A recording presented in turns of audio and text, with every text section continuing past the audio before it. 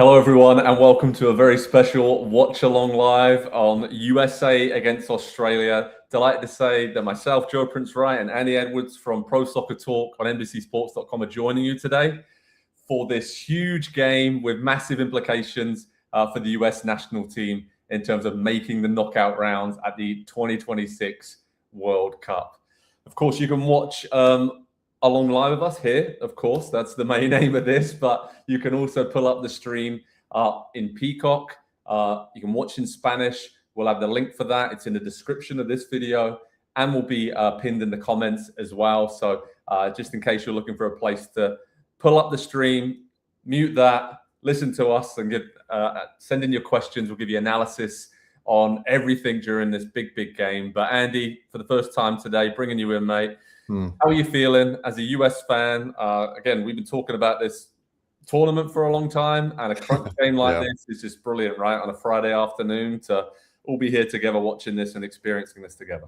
Yeah, it's driving home again that this thing is happening here. You know, a 2 o'clock game, my time, 3 o'clock there on the East Coast is, you know, it's perfect. And then up in Seattle, we know what the support for the sport is, not just the national team, not just the local teams, but the sport in general. And so I can't think of a much better setting for what is. It's a big game. It's pivotal in deciding, you know, are they going to win the group and give themselves an opportunity? And I know we'll talk about him probably all game long, but with Christian Pulisic carrying a little bit of an injury, to get the business done after 2 games and then have that third game to really kind of do whatever they want. Maybe they get some other players some minutes in this tournament, get them sharp and firing with their teammates, because they will be needed in the knockout rounds. There will be impact players off the bench that they need to contribute when you start coming up against some of the bigger teams later on. And so it is very exciting from that perspective that we simultaneously know what the best 11 for this team is, and there are a handful of players now that can come in multiple different positions, whether it's midfield or up front. Still don't really have one along the back, I guess, but they can come in and make an impact and not really miss a beat from what the starters have been doing. So at this point, before kickoff, it's all credit to Pochettino. I think he's done a very good job of not only putting this team together, but combing through the entire player pool for the last couple of years and figuring out exactly what every player brings to the team and how that can be used in the tournament situation. Oh, absolutely. And if we look at the US lineup, Andy, obviously the one change from that victory against Paraguay last week is Christian Pulisic, who is out injured with that calf issue, didn't make it for this game.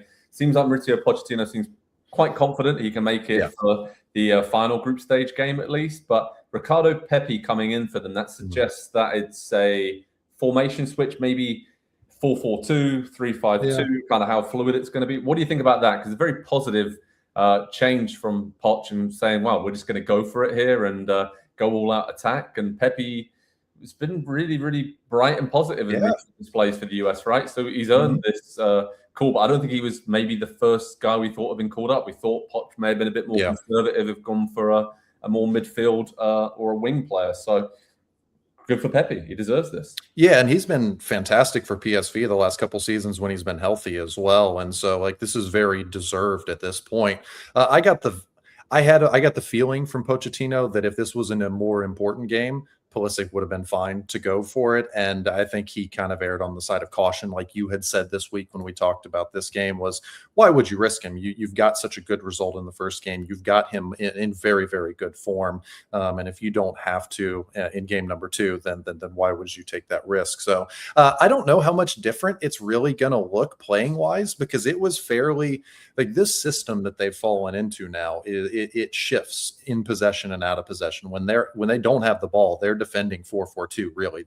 At least they did against Paraguay. We'll see against Australia, because they look to play a little bit more direct. And so it's not quite as much about the press along the back line, which is where the U.S. had so much success in that first game. But I think when they do have the ball, we're obviously going to see Anthony Robinson get even further forward on the left without Pulisic to carry the ball up there. That's not really Pepi's strength. Pepi's a little bit more of a combination player, and he makes smart runs in the penalty area, very different to Pulisic. I don't even think of Pulisic as a winger at this point. I kind of think him as, at least for the U.S., what a ball carrying forward. I think is probably the best way to describe him. Somebody that you want on the ball a lot, but you also want him in those dangerous areas in the penalty box. And so it'll look a little bit different, but not too much. I think the real question that I have about this game is Australia and how they're going to try and play and how the U.S. reacts to that, because it is a tournament. You know, we've spent all these years talking about we need to be a more possession-based team. We need to be better on the ball and technical and passing and all these things. And those are great when everything's going your way, when the opponent sets up and allows you to do that. But you're going to come up against teams in tournaments that have completely different styles of play. And you have to be able to adjust to that. And so I think that's really important in this game. And I'm excited to see how they do that. Oh, absolutely. We've got some comments coming in from people saying, good luck to both teams. Go USA. The atmosphere is building in Seattle, has been for several hours now, and it's still pretty early out there. It's still, it looks incredible. Yeah, it's still the morning, right? It's not even noon yet. So the teams are getting ready to come out for the national anthems. There's a couple of little blocks of yellow, Andy, I can see behind the one goal in the top tier. So Credit to them. Fair play to Australia. That is a good show. But I would say 90% of the stadium, if not more, is US fans. So. And how amazing is that? Because how long have we followed this team and watched this team and seen them play away games in their own country, in their own stadiums?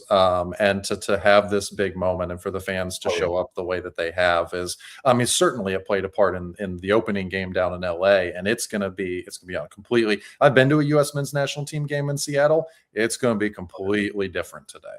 Oh, it's going to be fun. In Australia, we're seeing them on the broadcast here, lining up. 2 changes for them, Andy, from their starting line, and the 2 goal scorers against Turkey, which was a bit of a surprise. Maybe it's Tony Popovic just saying, you know, we'll keep it tight, and then we'll bring on the 2 guys we know who can finish in the second half and try and hit the US on the counter. I mean, maybe they're carrying small injuries as well, but interesting team in terms of they are fully in on the 5-4-1. We're going to defend first and then pick up scraps and make the most of any counters. So a difficult proposition for the US, especially because Australia will feel really confident after getting that surprise win in their opener. But they're very deserved from how they played and how clinical they were. So, I know there's been a lot of back and forth we'll talk about that between the US and Australia about some of the comments, but should be nothing but respect. And there should be no way whatsoever that the US should be underestimating Australia. I don't think Pochettino will, but what do you think about the Socceroos? No, there's no chance of that. Not with Pochettino. He's managed both of our clubs in the past, and so we're well familiar with you know, his every single second of every single day of week of month of year matters. It's all very important. You cannot take a second off, and so they won't underestimate them in this game. I do wonder a little bit though. With Australia winning their first game, 3 points in the bag, they're in a very, very good spot to progress, whether, you know, first or second or third.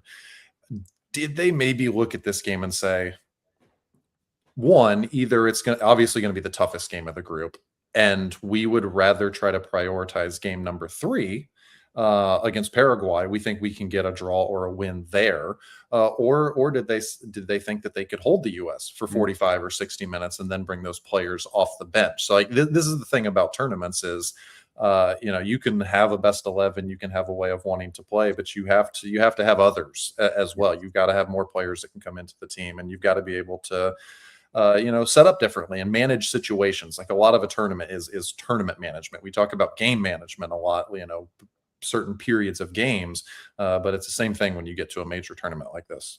Absolutely. And I think, well, I'm just seeing the scenes here in Seattle, Andy. That's why I'm smiling. Just incredible. Stadium's full.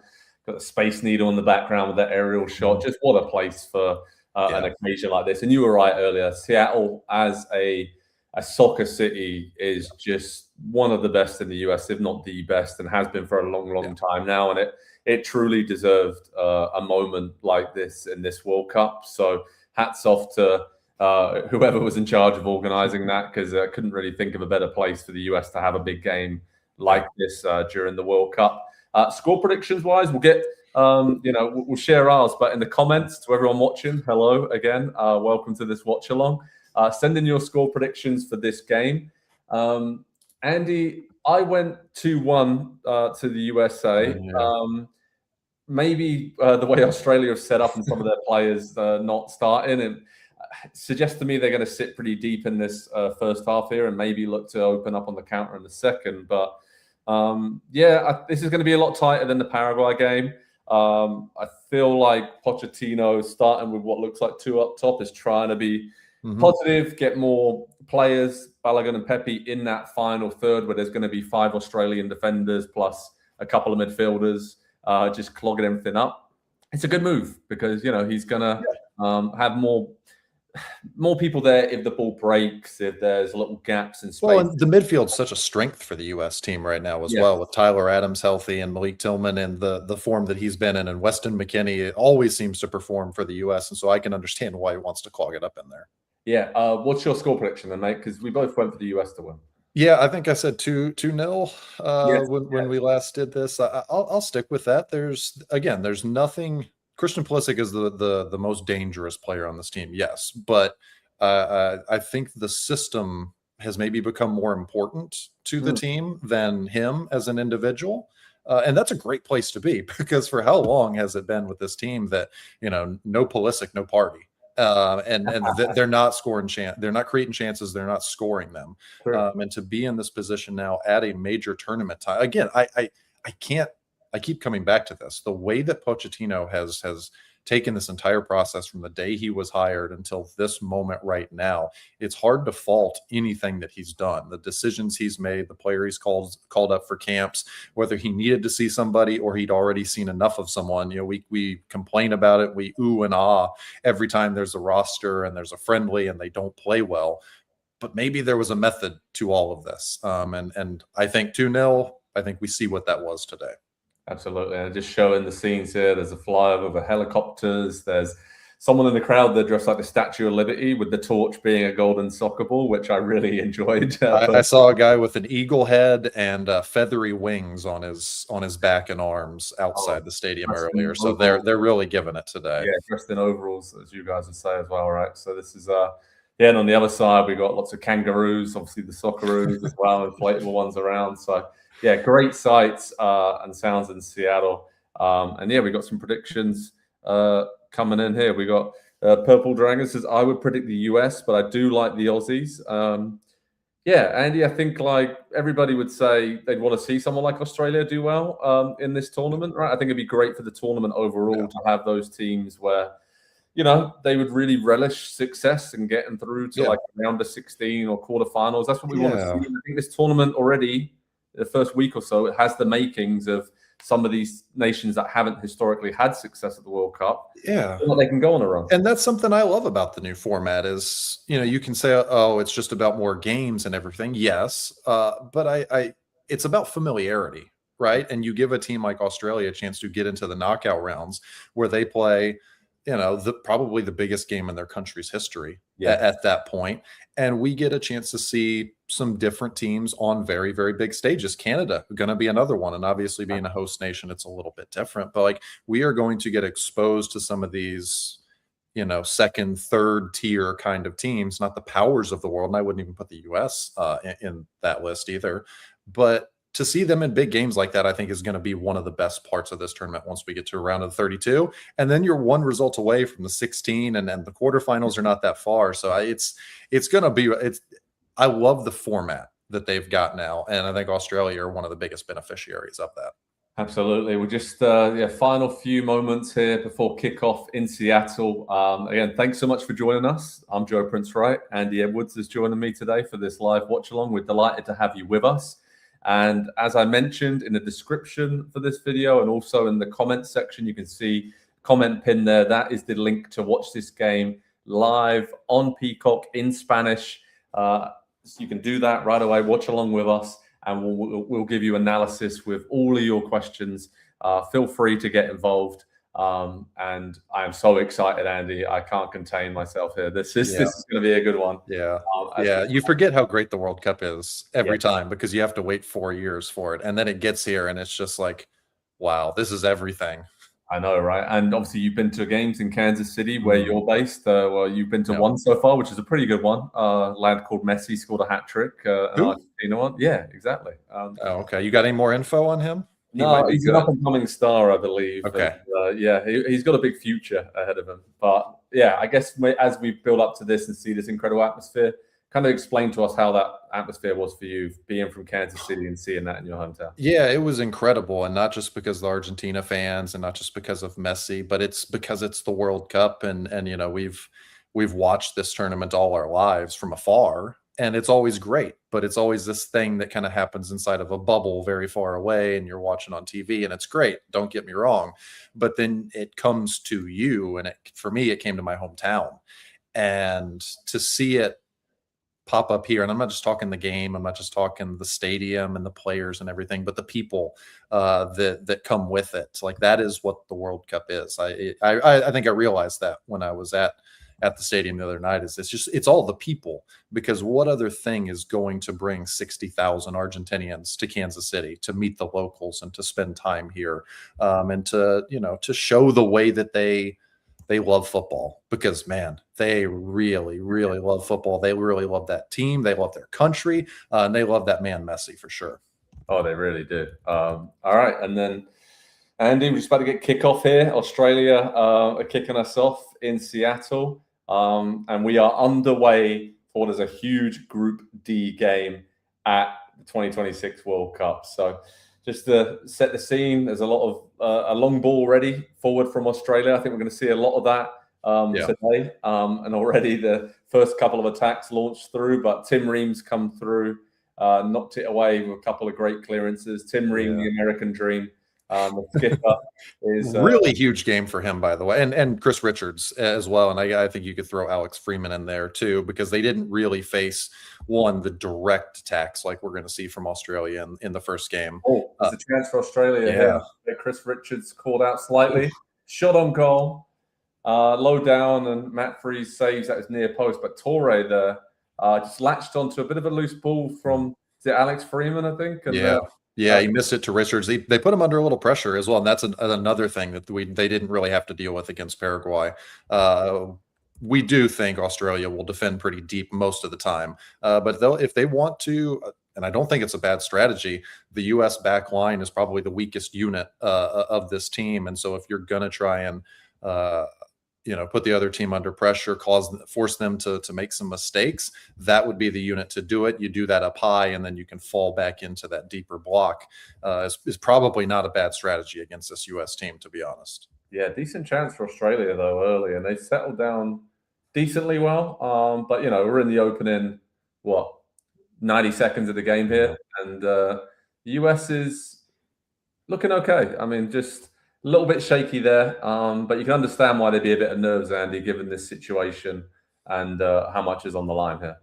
Yeah, I mean, we saw Australia try to play it out of the back there, which I didn't think we would see all the way from their end line. It wasn't just booted forward. It was a directed pass into the middle of the field and won back by the U.S. Now, they weren't able to transition from that like they would have liked to have been able to do, but it is a good sign that, especially with two forwards out there will be opportunities to put pressure on the ball in Australia's half.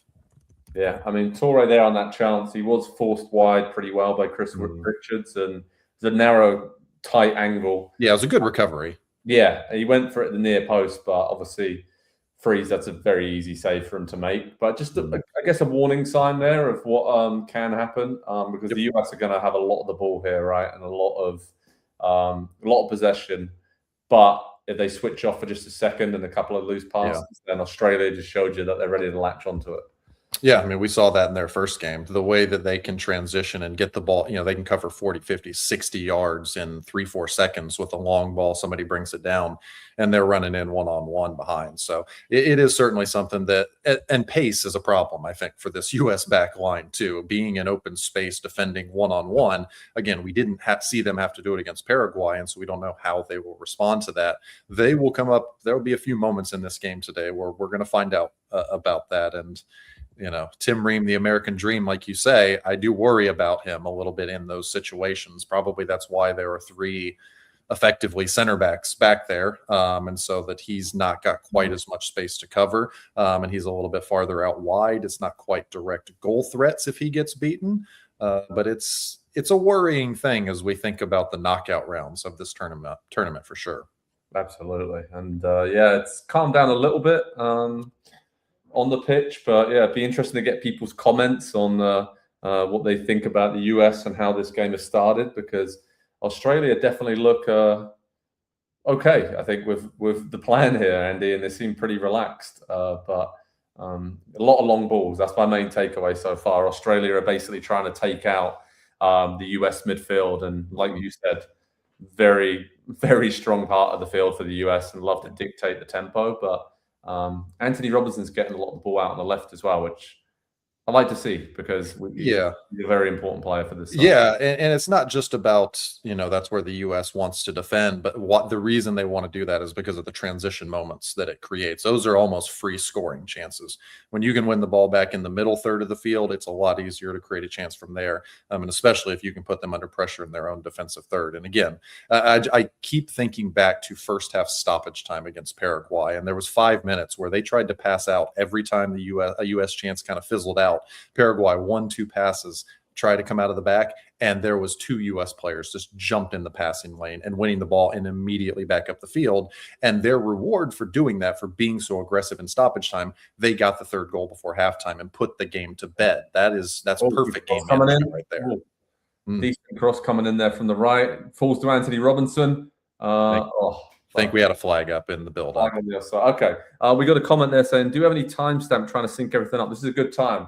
I'm at 5 minutes, 13 seconds, just to let you know. So if anyone wants to sync up, again, that link is in the description and it's in the comments pinned in there. So you can watch this game, USA against Australia, on Peacock in Spanish, and then have Andy and I pulled up to answer all your questions throughout the game. So, a bit of a shirt tug there from Balogun in the box as well, but he was just floating around in the right areas, right, Andy, to pick up the little scraps. Yeah. And I think that's exactly what you want from a US perspective. Get the ball wide. That's why you're playing with wing backs. It's why you've got 2 forwards up there as well. Like you really pull those defenders, and you would know this better, playing in some of those defensive deeper positions back in your day, Joe. Like when you've got multiple forwards in there that you have to keep track of and they're making multiple runs at all times, it's a lot easier to pull them out of shape. It's true. Torre's in there talking about pulling out of shape, but Tim Ream, the American dream again, comes over, reads it so well, so experienced, and just snuffs out the danger. But Australia really snapping into these challenges and pressing high here. Yeah. But you're right, played in the back 3 a lot. You need to have good communication. Usually it's you have 2 guys who are going to mark those forwards, and then someone sweeping up in behind and just covering the whole time. But who would those individuals be in this team, do you think, given that setup? For the US, I think Richards is probably going to take first knock most of the time, and Freeman drifting over as well. And Ream just you can see now actually on some of these longer balls forward that Tim Ream's just taking a couple of steps back and just trying to cover and use his experience of. So he's got the second ball if it's flicked on. Reading the game, but it depends which side of the field it's on as well. Ream is usually looking over to the left side, as we see him alongside Anthony Robinson there, as he's been for many years before this with Fulham together. So that understanding is key as well. And you'll see Robinson, drop in a lot. So your fullback on that side as a centre back is very, very important for you. But bit of a late challenge there, Andy. Tyler Adams has gone down on his left ankle. Was that Leckie flying in there? Yeah, it looks like it. Just a bit of a kick on the side. He didn't catch him with any studs, thankfully, because that's just on the side of the foot. That's not a player that the U.S. wants to lose or be doing the will he won't he be able to play in the next game. Very important player. Tyler Adams isn't happy about it though. Yeah, I think he's saying if I did that, that's yellow. Because and to be fair to Tyler, he's had a few yellow cards in his career for that kind of challenge right there. But again, that is what makes him so important and effective for this team. He has a great great feel and understanding situationally where he can take risks or where he needs to take a card if he has to snuff out a chance. So as long as he is there in the midfield, as good as Pulisic is, he makes me feel better about the U.S.'s chances. Pulisic raises the ceiling for this team. I think Adams raises the floor. Oh, yeah. I like that, Andy. Just to remind everybody, you can watch along in Spanish on Peacock and Telemundo and in English on Fox in the U.S. as the US come in, Sergio Dest into the box, has a shot there, Andy, that was blocked, but that's exactly the kind of combination play we want from Dest drifting into the box, and he's not afraid to get forward, is he, and try and impact things in the final third. So really promising signs there down the right flank for the USA. Yeah, and you know what? Unleashing Serginho Dest as a right winger at this point in his career, I think we've probably all thought it in the past. He's not a right back. Why do they insist on playing him there? He's right wing back, right winger now at this point in the way that they're set up to play today. And him being the most, I think, skillful and technical and creative player, not just in the team, but probably the player pool, maybe alongside Gio Reyna, getting him into those areas, I think is at some point in this tournament is going to really pay off for this team, because he sees a pass and can hit it in a way that really no other player that we have can do. So I'm very excited for that. And credit to Pochettino, by the way, for that's only possible because of the Alex Freeman emergence and him becoming such a versatile piece, kind of playing there on the right side, as it has freed up Serginho Dest to not have to be a defender, because it's never been his game. It's never been a strong point for him. Yeah, and we're seeing the replay here, that chance, and it all comes from Weston McKennie, just kind of drifting out into those areas and linking up, and he's been spending a lot of time out on that right kind of inside channel, Andy, as well, which I think is a good spot for him to have a bit more freedom and get on the ball and just try and influence the game a little bit more rather than the really congested areas of the pitch. And Balogun's coming in down the left side here. Pepe. Oh, goal! Yes. Goal for the USA. Yes. Come on, boys. Beautiful. I think it was an own goal in the end. But that all came from, again, out wide. Yeah, Balogun just beating his man, getting to the end line. For all the talk about him, it's been about the goals that he's scored, and he had a great season for Monaco. But to be able to carry the ball like that and put in a ball into a dangerous area, that's a well-roundedness to his game that we've not had a goal scorer like him at center forward before. But to have a player who's that versatile and can do multiple jobs in the final third, what a player! Oh, brilliant! We're seeing the replay here. Tim Ream out to Robinson down the left. Yeah. He plays the ball down the channel to Balogun. He just went past him. Oh, so easy. And then the cross was into a great area.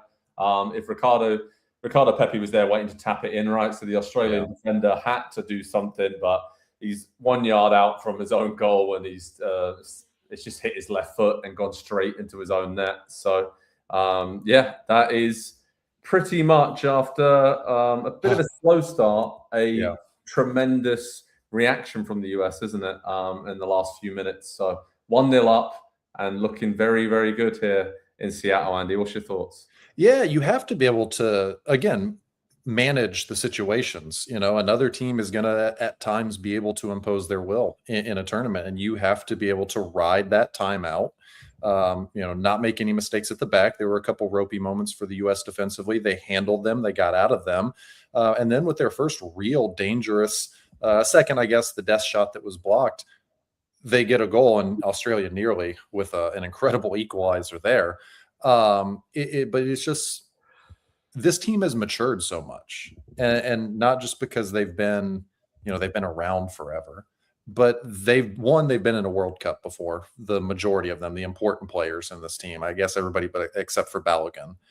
And I think they have an understanding of that. They came out flying out of the gates against Paraguay. They couldn't quite do that today.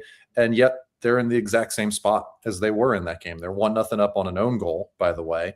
Own goals, people want to poo-poo them a little bit, but you force an own goal as much as the other team scores one for you. Like that both of them in both games came from really good runs into the penalty area from U.S. Attackers and good balls into the box that if the other team didn't put it away, Ricardo Pepi's standing right there to put that one in the back of the net from 2 yards out. Absolutely. And just to recap, the U.S. has a corner already at the other end, but nearly a goal there from Matthew Leckie, Andy, which was some great combination play, right? He thought it was Gio Reyna with the outside of the foot there, I think. Yeah, knocked it just wide of the far post. So Australia coming right out, swinging after going down, but the US already has a corner. And 13 minutes in, just over 13 and a half minutes in here.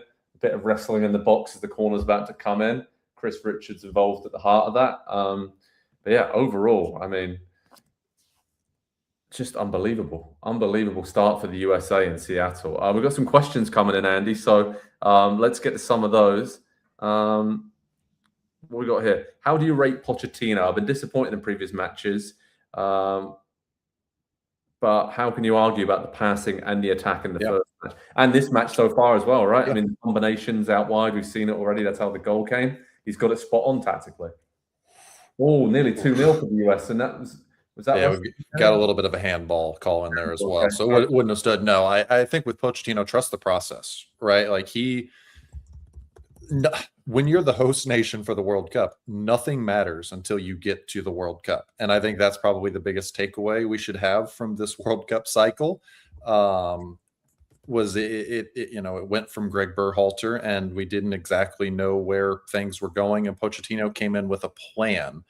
We can see that now, I think. But at the time when he was calling in Alex Freeman, I'll use as an example because he's become such an important piece for this team. So an important chess piece, like not one of the better players in the team, I don't think anybody would say, but the role and the job that he performs in the team is very vital to the way that they're operating and functioning at such a high level right now. To call a player like that in again and again and again, I think he played 16 or 17 or 18 straight games for the U.S. men's national team at one point. And he was playing for Orlando City at the time as a 21-year-old.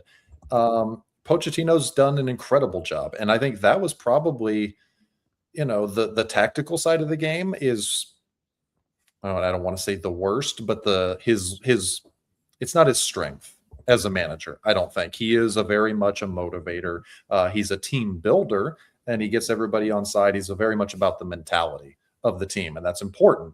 But he has shown, I think, a lot more as a tactician and the way that he's set this team up to play in different ways, to be able to handle different situations, not just in a game, but in a tournament as well. We're talking about wanting to see this team play 5, maybe 6, maybe 7 games at this World Cup, and you have to have all the different gears that you can shift between. And so far, from what we've seen, we're 106 minutes into the World Cup for the U.S. They've got it.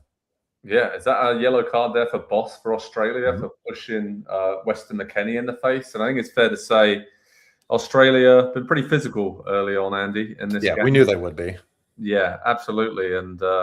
Not much of a surprise here in terms of the tactics and the way it's all. But again, this U.S. team, there have been recent U.S. teams that would have been bullied by that. Like if you think back in the history of the U.S. men's national team, it's always been they're the underdogs, they're the tough guys. Their will to win is going to take them as far as they can go. And there was a period, and a lot of it was this young core group that we're talking about right now as the stars of this team. They weren't soft coming in. They were green for sure. And they needed to grow up at the top level of the game. And I think we have seen that happen. Some of it through tough love from Mauricio Pochettino. You want to talk about another very important part of the job that he's done, dropping certain players at different times, not starting them. I'm sure having some difficult dad talks with some of the players at times, like, hey, I need more of this from you if you want to be the player that you think you are. And credit to him, credit to the players for hearing that and heeding it as well. Oh, absolutely. And it's just fun to see them at the moment enjoying themselves. I think they don't seem phased at all by this situation. We're enjoying it as well. How often have we enjoyed the U.S. men's national team over the years? It's a rare thing. Yeah, been a bit of a struggle at times. So enjoy these moments out there, everyone, for sure. And keep your questions coming in. Again, thanks for joining us for this watch along. I'm Joe Prince Wright. Andy Edwards is alongside me. And again, a reminder, we've got the link in the comments section there and in the description as well. You can watch this game in the USA in Spanish on Telemundo and on Peacock, and in English on Fox as well. So we've got you covered here. Send your questions in the chat and we'll answer those right away as the USA look to build on that early lead. And they're looking decent, but I think fair play to Australia, right? They've kind of weathered the storm a little bit, but it's not ideal for them the way they set up, right, Andy, tactically. They basically were looking to get to the hour mark level and then bringing on Metcalf. Not built to play from behind. No, definitely not. So this is going to be interesting here to see how this plays out tactically, because at some point Australia are going to have to go for this a little bit more, and that will leave plenty of gaps open for the US to exploit. Sergio Dest charges inside, plays the ball out to Tim Ream. He looks up. Robinson, as for most of the last decade, is there like for their club side. Yeah. That understanding there's pretty incredible and very useful to the US, just in calming them down. But yeah, we've seen Robinson try that little chip ball forward into the left side channel a number of times. It's what led to the goal, by the way, and we just saw it again there, and it's really dangerous. It seems to be there, and if it's Balogun especially making that run, it's going to be a threat all game. Absolutely, and Australia just very clearly, you can see from looking at the screen there, setting back in this 5-4-1 formation, very disciplined, but they can't get out at the moment. The US just keep coming down the flank. Sergio Dest in the right side of the box now. He's gone past his player, sets it back to on the edge of the box there. I think that was Tyler Adams, right? Nearly got in. Decent defending, but again, long ball from Australia over the top, but Matt freezes out of his goal. Torres closing him down, but the US goalkeeper clears it long up the field. It's just constant pressure from the US right now, and it's not just the most encouraging thing that we're seeing right now is it's not just the transitional moments. It is they have possession against Australia backed up, and they're still finding chances. They're possessing the ball. They're slowing down the tempo of the game a little bit with a lead. You want to do. You need to be able to do that at different times, but then they're still creating something from it, and that has always been. I mean, how many times have we watched U.S. games in the past where, it's against an inferior team, a Panama, say, and they're back defending, and the U.S. just cannot do anything besides cross the ball into the box over and over and over again, one header away, and they're gone the other direction on a counterattack. And that's not where this team wants to be for reasons we've already talked about with the back line. They're managing the situation at the moment, 20 minutes in, very well. Yeah, we got a comment there saying, "Does Australia do anything other than foul?" Yeah, I mean, there's been a lot, right? I'm trying to look at the stats here, but been a lot of fouls committed. Obviously, one yellow already, and the US is in again. Andy Balogun having a shot that's blocked, broken nicely for Australia, but just wave after wave of US attack. But Australia are coming down their right flank now, but when they do get the ball, Andy, they just look a bit shattered, don't they? At the moment, they're working so hard defensively that when they do get on it, they just can't string. They are now stringing a couple passes together, but it's been hard for them to get a foothold in the game. But the ball's on the right.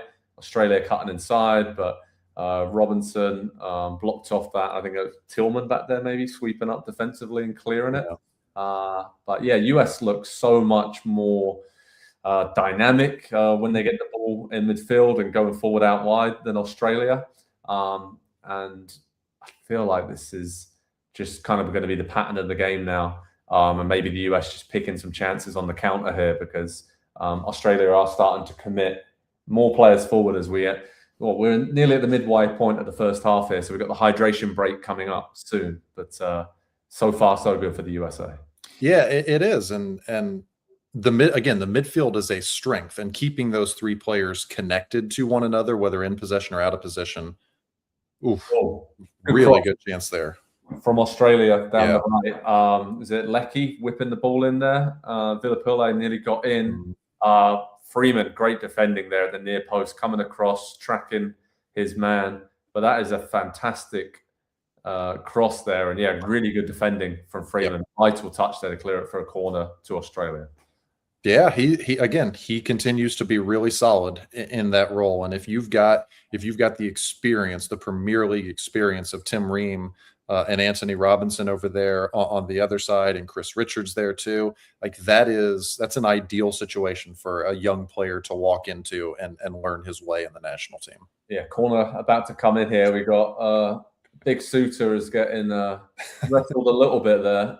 They've got some big lads, though, the Australians. So set pieces look like it's going to be pretty key here in this game, Andy.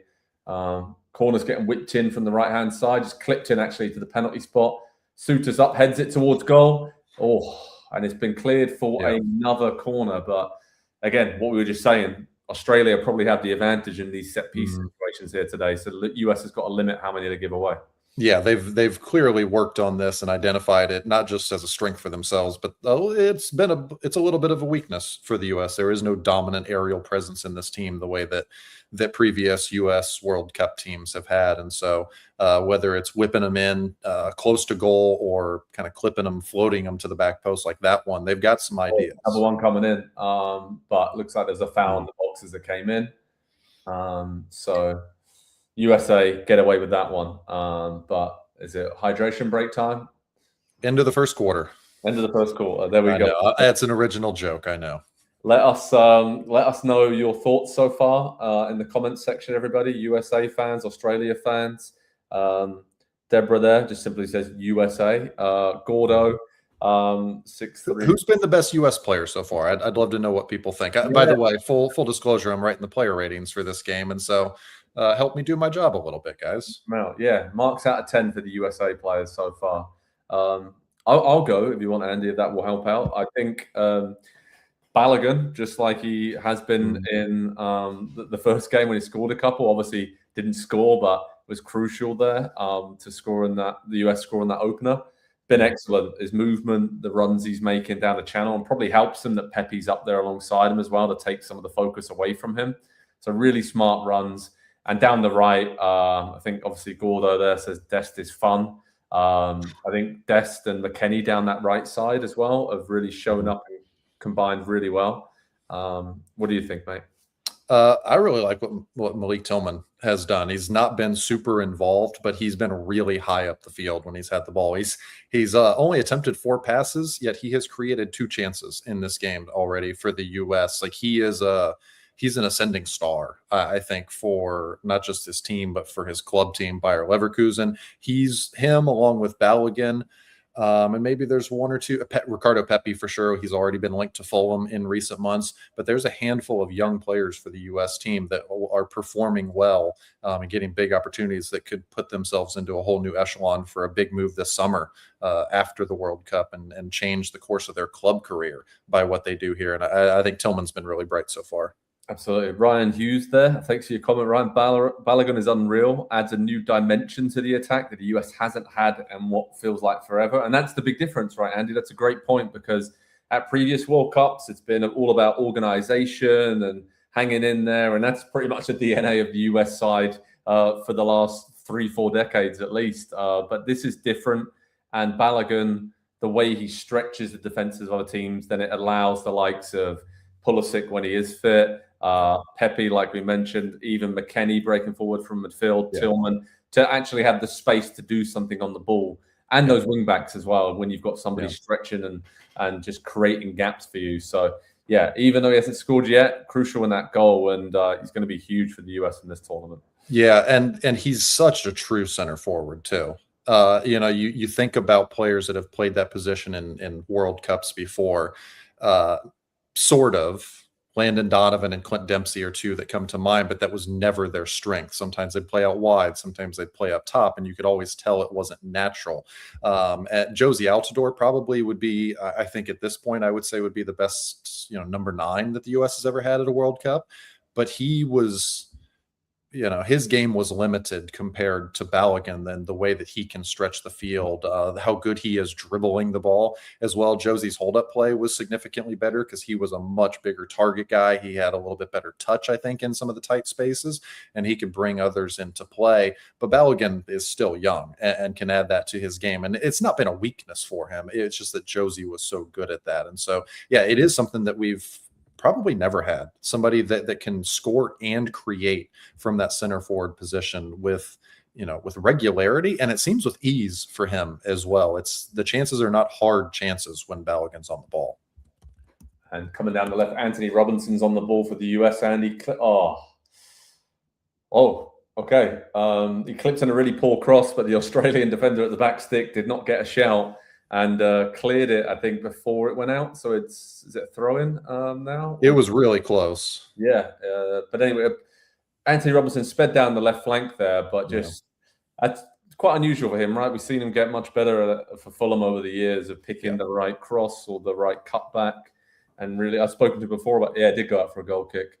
He'll be disappointed with that, because I've spoken to him a few times about this over the years and how he wants to add those assists and make the difference in the final third. And the US will hopefully get him a lot more opportunities for him to make up for that one, because that was it's a great spot to be in for him with two center forwards on the field as well. There's two in there making really smart runs, good runs into dangerous areas versus just the one. You've got more targets to aim at, but then that also means if there's a knockdown ball, the defenders are really, really focused on the center forwards. And so at some point in this tournament, there's going to be a goal scored by the US. It's going to be a cross into the box, headed away by the defense, but not cleared. And it's going to fall to Tyler Adams or Malik Tillman. But again, there's so many different ways this team can generate scoring chances now. Absolutely. And it's unidentifiable compared to what they've been in the past. Here comes McKennie down the left now. He's been mostly operating on the right, but he's popped up on the left side of midfield, back to Robinson. Look how many Australian players are back. The whole team, Andy, basically. All of them. The bench is back there as well. And then they play it out wide to Dest. Just got to be patient in these kind of situations. The US here, Freeman coming out of the back of it, under pressure. Tyler Adams has got it now, halfway inside the Australia half. But again, you can see Freeman popping up in midfield there, and there's that Tillman now on the right side. So a lot of flexibility with these US midfield and the whole system, really, right? It's not really a set formation for the US. We know that by now. Back three, back four, whatever. It kind of interchanges massively. But again, Tim Ream knocking that ball down the left channel, causing problems. Is that Ricardo Pepe that time coming over? And Australia make a mess of the clearance, panicked, and knock it behind to concede a corner for the US. Yeah, I don't know if they've decided that that's a weak spot for Australia or if that's just a strength for their team, for the US team, but they continue to go there again and again and again. It's gotten them a goal, it's gotten them two or three other chances, and now it's got them a corner kick. Yeah, absolutely. All right, 30 minutes in, just a reminder, while this corner comes in, you can watch this game in the USA in Spanish on Telemundo and Peacock. There's a link in the comments there to do that, and in English on Fox. The corner comes in, just missed Chris Richards. Australia kind of get a flick on it, and it goes out for a US throw-in on the other side. So they're going to keep this attack alive. Let's get to some of these comments, Andy. A lot that say simply, let's go USA. Unbelievable. I'll second that. Yeah, absolutely. And then, okay, here's a comment here about Pulisic, I guess, from Curtis. Do we think he'll play against Turkey? If there's any kind of risk here, I don't know if you need to play him. It might just be better for him to have more time getting back up to speed, because if it stays like this, obviously the US are through to the round of 32 and very likely to win this group and put themselves in a very advantageous position in the knockout rounds. So again, Pulisic's going to want to play, going to want to stay sharp and in the rhythm and all the rest of it. But if there's any doubt whatsoever, I wouldn't risk him. But another yellow card for Australia, by the way, before you get to that point. Yeah, no, I agree with you on Pulisic. And I said this earlier. If this was a knockout round game, I imagine he would have played today. Because the fact that he was doing training stuff on the side all week, even though he wasn't with the team, that's a bit of a nasty one. Even though he wasn't training with the team. Ooh, is that maybe a red? Potentially a red card there for Australia. That's really high. I don't think there was any intent in it. That's just a wayward challenge, but that was really high. So Caddy getting the yellow card there and just kind of scraped his studs down the calf there. So not a great looking challenge, but US have a free kick about 35 yards out on the left flank. Robinson whips it in.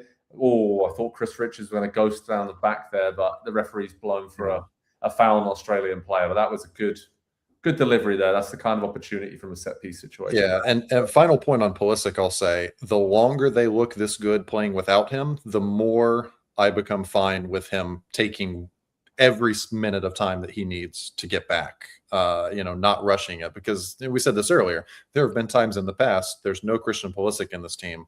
There is no reason to watch this team because we know what it's going to look like. It's going to look really, really, it's going to be terrible. And this right now, the way that they are moving the ball around the field, getting it into the final third in multiple different spots of the field, creating chance. It's just,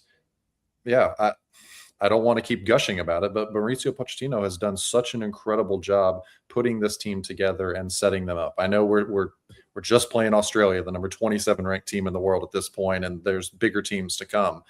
But this is the most confident I've ever felt through a game and a half of the U.S. at a World Cup before. In the past, it's been, all right, well, are we going to get enough points to get out of the group? And we are already talking about being in a position to win the group. And does Pulisic even need to play in the third game? There's a chance that he might not. Oh, another foul from Australia there. Some heavy challenges coming in. We have some comments there. Australia kicking legs. Australia has no attack at all. Guess they whipped in a couple of one good cross. Lecky had that one chance. Feels like the US have to get the second goal before halftime just to not make this a bit nervy. And I would be shocked if the two goal scorers, Metcalf and Irankunda, don't come on at halftime for Australia, given sort of how, say, lacking in support Torres had up there. What do you think? I mean, for them, they got to change something, right?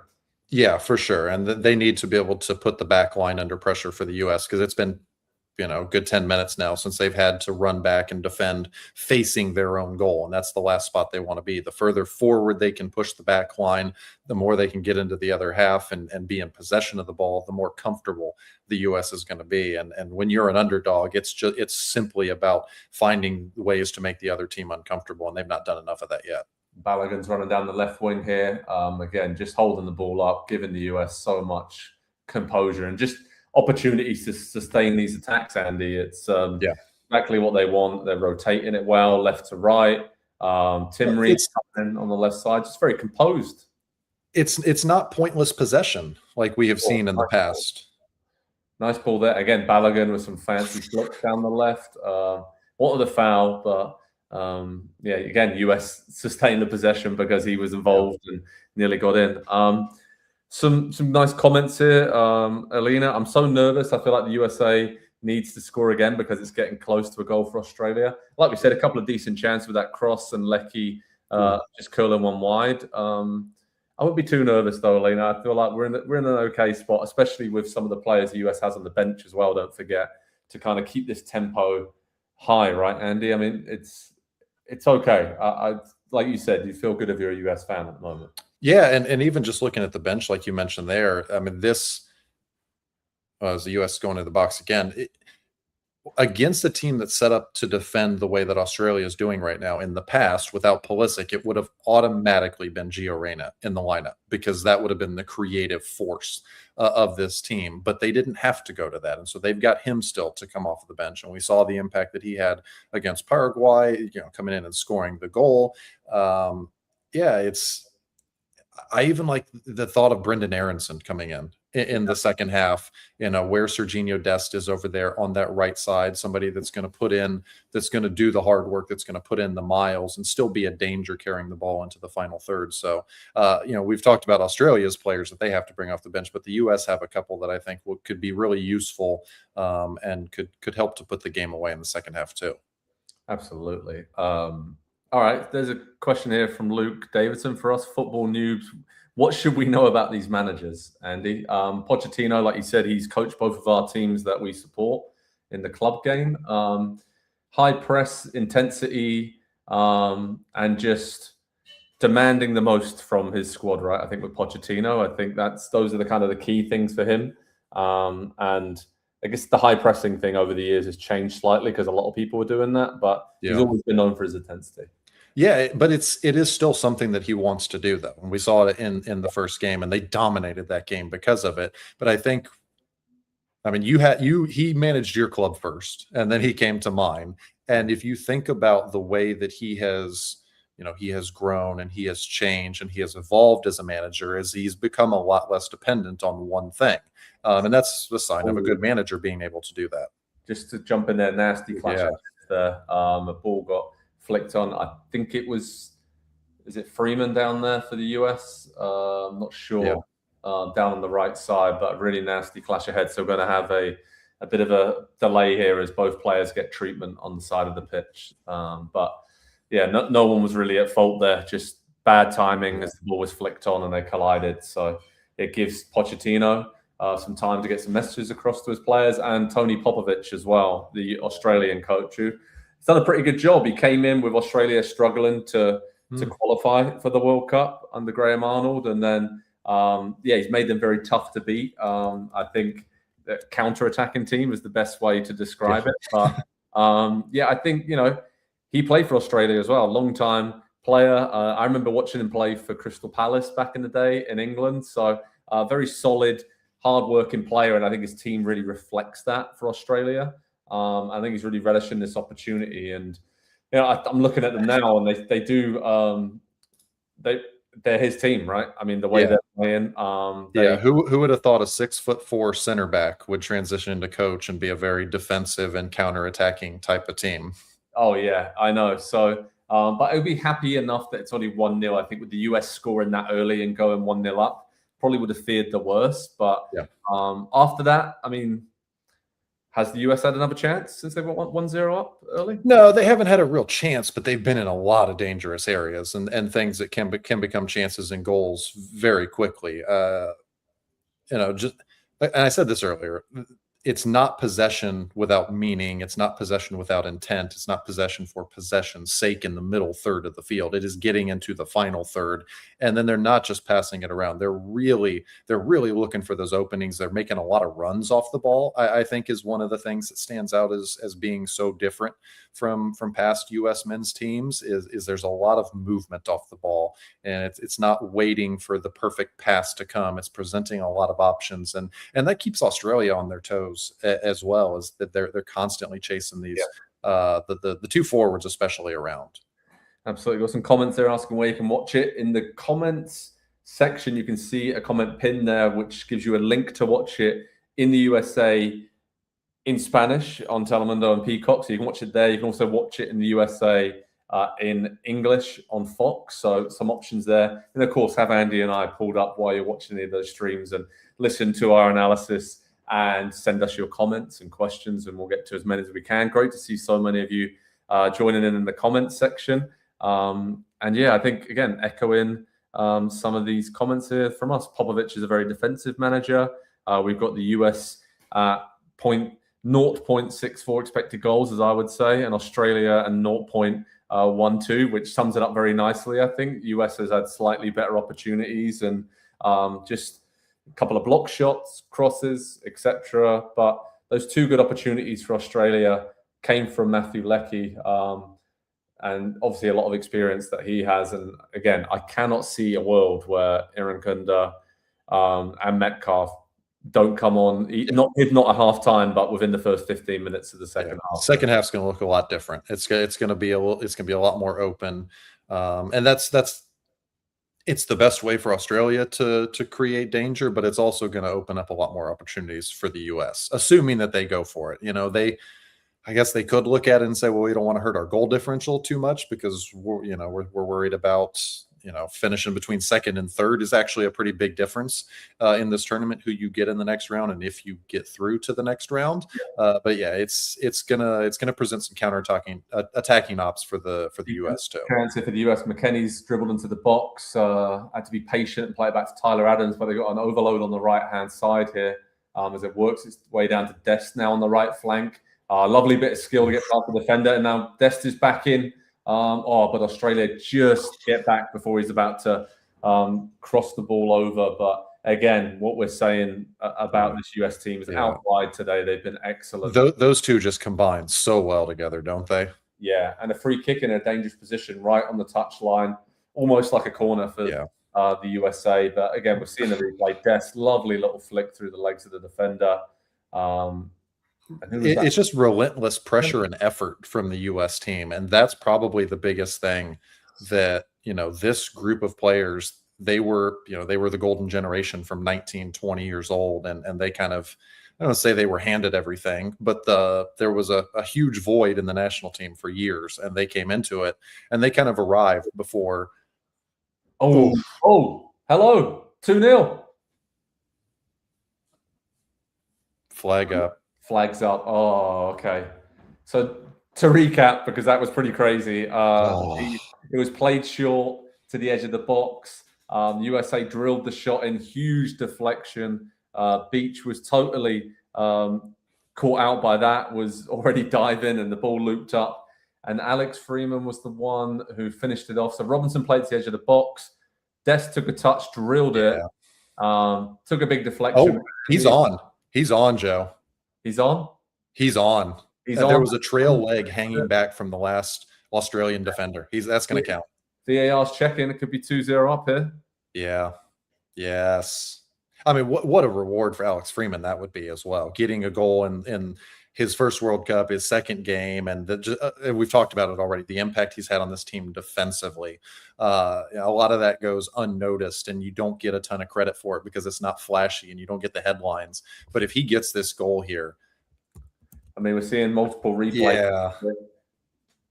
It looks like from that angle that he's definitely inside with the left foot trailing the defender at the back post there on the right. Fair play for staying on it, Andy, and seeing that ball in the air and attacking it. We're still waiting an eternity here for this decision to be made.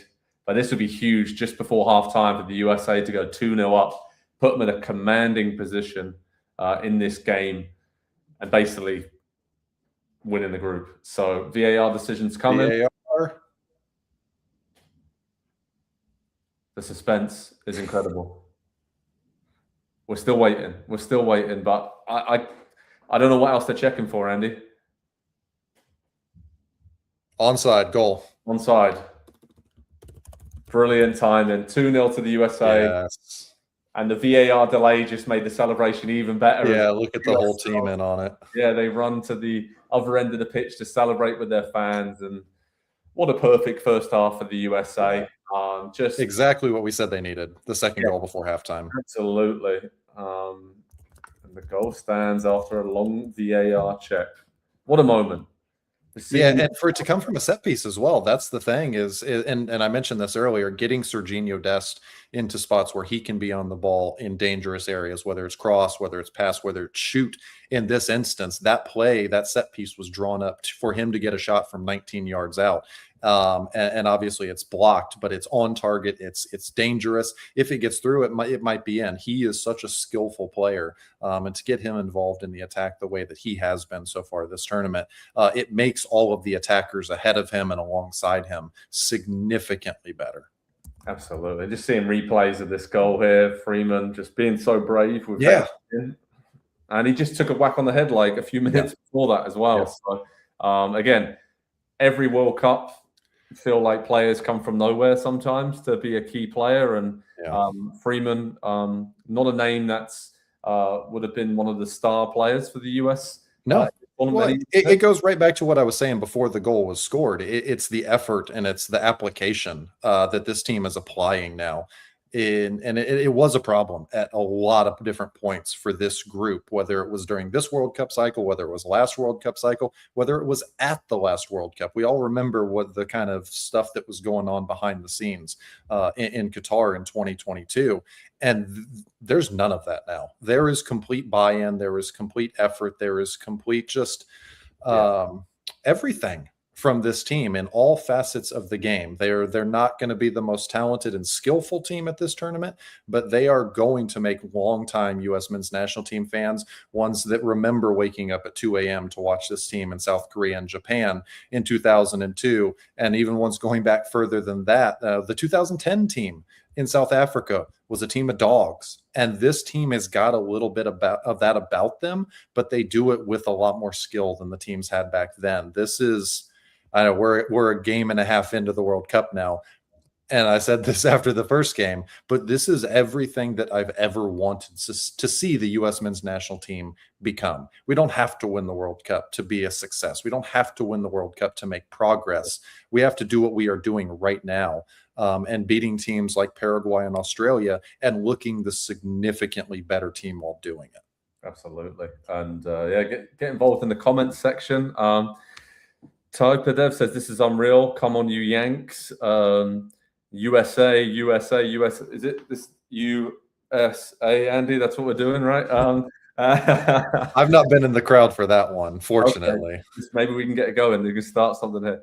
A lot of people enjoying that goal. And I mean, this is unreal. I think that is a great point, that this is best case scenario for the US of these two opening games here. and another really strong first half performance as Australia come on the counter, win a free kick there, about 30 yards. No, I don't think they did. Wow. They looked like they should have won a free kick, in my opinion, but the referee's given it the other way. Is that correct? Yep. Yeah, maybe a little bit of frustration at this point sinking in for us. Handball, yeah. Yeah, I mean, if you're Australia, you have to be frustrated at this point because they were able to find space in behind in their first game whenever they wanted it, and there has simply not been any of it. They've tried for it, and credit to the U.S. back line. They've been quick to come out for balls in the air, and they've won the second balls as well. That's the really important thing for this team because again, the midfield is one of the strengths, and when you're hoovering up those second balls in the midfield, the transitions are a lot quicker. Okay, Andy, let's get to some questions here coming in. And obviously, thanks so much to everyone for joining us, whether you're hardcore like soccer fan and you're involved all the time, or this is your first game watching with us. We're delighted to have you with us. And it's got a question here, TZ13. Can you guys explain he's on what is or isn't deciding that to be a goal or not? All right, so it's offside, right, Andy? The offside rule, when the ball gets flicked up, is there another player in between the goalkeeper and the USA attacking player who scored when that moment happened, when he touched the ball? And obviously originally given offside, but when you see the replay, you can see that the Australian player, his leg was trailing and keeping all of those US players onside. Very minimal. But in the days of VAR and drawing lines now, that's what you need to make sure. You know what? Not to defend VAR, but it is a great teaching tool, right? When you're able to have a 3D model like that, and you can really show what you're talking about. I'm a visual learner, okay, Joe? And when I can look at something, you don't even have to tell me. I can look at that and see what it is. So the next time a video review and offside decision comes up and they show the 3D graphic, if you're still uncertain, I think that should pretty much clear up everything you just said there, Joe. Absolutely. And we're into, 7 minutes of stoppage time here. It's nearly done in the first half. Some of those lengthy delays in Australia just clattering US players all over the place. I think is that Balogun's gone down there holding his head. Really physical game here. And like you said, the Australian players are getting just frustrated. Maybe we want to bring everybody off at half. Don't get them hurt in the second. Not a bad thing for Pulisic maybe to be, not risked in this game. That could have certainly factored into the decision as well. Really think about it. Yeah, absolutely. So, get your questions into us in the comments section. Halftime thoughts. If you're a US fan, if you're an Australian fan, if you're just a neutral and enjoying this as much as we are, because the USA are on the surge here at the end of the first half, flowing forward again. Down the right, of course, that seems to be the general theme from this first half. Down the right flank, they're having a lot of joy. Freeman, who's a defender, is charging into the box. So Gino Dest with a long shot. That's well saved by Beach. But just to sum up the half quite perfectly there, Andy, just on the right flank, they are overloading Australia. And Dest is popping up in some great positions. And a lovely strike on his weaker left foot there. Yeah, but what a threat and what a weapon there on the right side to have your right-sided center back be, originally a right back who was pretty good going forward, if I do remember his early days with the national team. Australia on the attack here into the penalty box. Can they get the cross in? No, they can't. Good defender from the US. Sorry, Andy. No. But that he can be that dangerous carrying the ball forward. That wasn't just a pass in behind for him to run onto. That was him carrying past a defender for 20, 30 yards into the final third and into the penalty area. That is, that's just a little tactical tweak that the US has that a lot of teams, whatever system they play, don't have. It's becoming a more and more aggressive and attack-minded team. If you look at the players out there, there's 2, maybe 3 players you would say, oh, his strength in this team is defending. It's the 2 center backs and it's maybe Tyler Adams. But everybody else out there has such an attacking nature and instinct to their game that whether, it's aggressively pressing to win the ball back, you can be an attack-minded player without the ball, or it's carrying, it's passing, it's shooting. Like, everybody has an element to their game that makes them dangerous going forward. And I don't mean to keep saying this, but it's not always been like that with the U.S. men's national team. And so to see this play out in real time and to see that happen at the World Cup, it's a little bit surreal, I think, to me, at least at this point. Yeah, 2 words: composed and clinical, right? The US has had a couple of big chances, put them away, but haven't panicked. They've had a lot of the ball, but been really patient in this first half. And it's halftime, by the way, USA 2, Australia 0. So get your comments coming in. But just to remind everybody, you can watch this game with us, obviously on this stream, but in the comments section and the description, there's a link to watch the game in the USA in Spanish on Telemundo and Peacock, and you can watch it in English on Fox as well. So we'll have you covered with all these questions. Andy, they're flooded in now, so I'm going to try and get to some of these comments here. But I guess, why is Australia losing so badly, from Vanessa Johnson? Well, I think some of you have tried to answer that in the comments, but once again, just have had no way of sustaining attacks, and they spent most of that first half defending and just look absolutely shattered when they do get the ball, and they can't really they didn't have anything going forward in terms of stretching the US defense, right, as we thought they would on the counter attack. So that's why Irankunda, Metcalf, I think those players have to come on in the second half. And I think you'd have to say right now, Tony Popovic, that's a bit of a gamble, and it hasn't paid off for Australia, right, Andy? Yeah, it's also because the United States of America is so bloody brilliant at football, isn't it, Joe? Oh, couldn't have said it better myself. Yeah. Yeah. Are we at that point yet? Not, I always have been. Always. We're getting there. We're getting there. We're getting close. Absolutely. And yeah, there's so many. USA dominated that half. If Turkey wins against Paraguay and US, they'll be first in the group. It depends on goal difference, I suppose, right? Oh no, the tiebreaker is results against someone else. So that's fair enough. That's fair enough. Russell Crowe is coaching Team USA. Great banter there. I think Pochettino has been shown that picture of Russell Crowe a few times already. So very good point. But yeah, I can't imagine Russell Crowe would be delighted right now. He's Australian. Is that correct? So it's head to head. Okay. Let's have a look. There's so many comments coming in. Thanks, everyone. Really appreciate this. I don't think we can test Pulisic for get third game unless he's actually injured. Maybe rest him. I don't think he needs to play in this way unless it's just to get him a run out for 20 or 30 minutes, Andy. Seeing some scenes of the celebrations for the US fans at halftime here when those goals went in, and I'm sure, they've been celebrating. Hey, shout out to the Kansas City Current. I see a Kansas City Current shirt in the crowd there. On the that's a shot from Kansas City. I thought we were outside the stadium there. Your hometown. Anyway, shout out the Kansas City Current anyway. Yeah, and Ryan Hughes there, halfway through this game, if the result holds, do we see Pochettino resting Pulisic for the Turkey game? Again, yeah, I probably would. I don't know why you would risk anything. I'll just ask you this: do they need him? Not in general. Do they need him for presumably this level of competition that they're facing in the group stage? I don't think they do. Yeah, obviously you want him to be sharp when he comes back into the team in the knockouts, but he wasn't. I know he said he thought he was playing pretty well for Milan down the stretch in the second half of the season, but he had 0 goals in 2026 coming into U.S. camp before this World Cup. He got one against Senegal, and then he gets one. He gets the assist in the game against Paraguay, and he could have had another one or two, and he just looks so incredibly dangerous that and I've said this before, he has always shown up for national team and performed well on big stages, no matter what was going on in his club career. He was frozen out at Chelsea. He was going on loans. He was ready to leave Dortmund. Various situations. It wasn't great at the start at Milan for him either.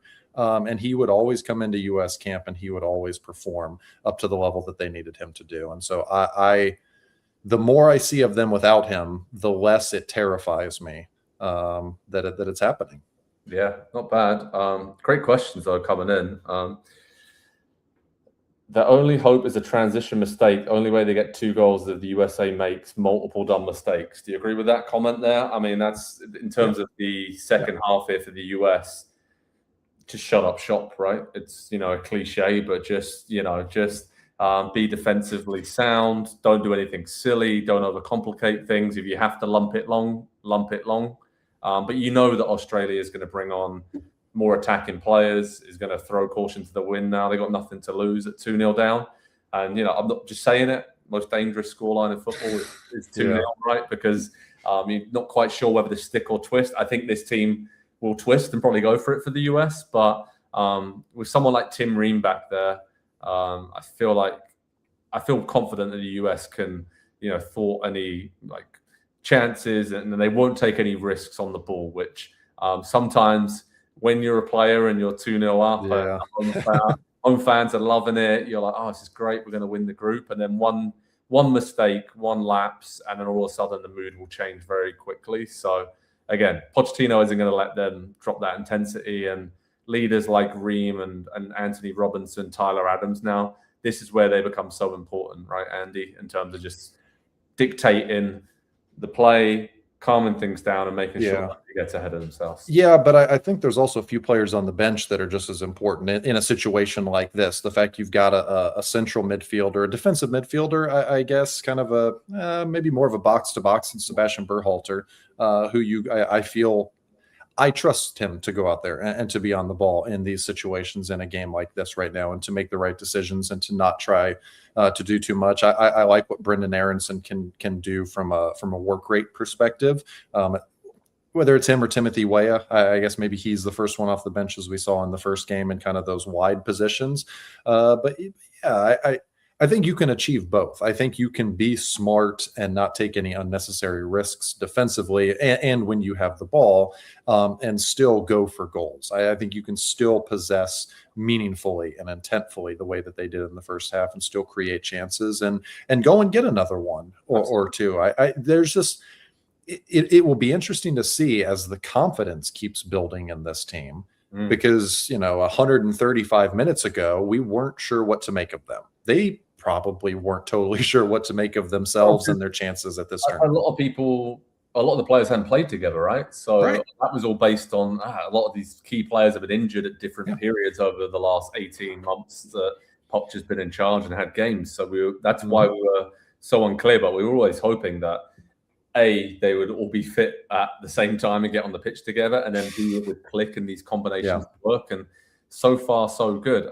In terms of some people that Joey Boy said, how has Tillman been so far? I mean, let Andy get to that because you're doing the player ratings for Pro Soccer Talk and NBCSports.com. So anybody out there want to help out Andy with the player ratings, give players marks out of 10, or some of the players that have stood out. But Tillman's been decent, and I guess we've seen him pop up on the right a little bit. Him and McKennie have swapped almost halfway through that half, right? And keep popping up in those inside channels and being very dangerous. He's been on the right and the left. He's a little bit all over, and I think that he's very comfortable on both sides. And that's another thing that is kind of new as a U.S. fan of having an attacking player who can, whether it's shooting, whether it's passing, whether it's carrying the ball forward, is so dangerous in multiple spots of the field.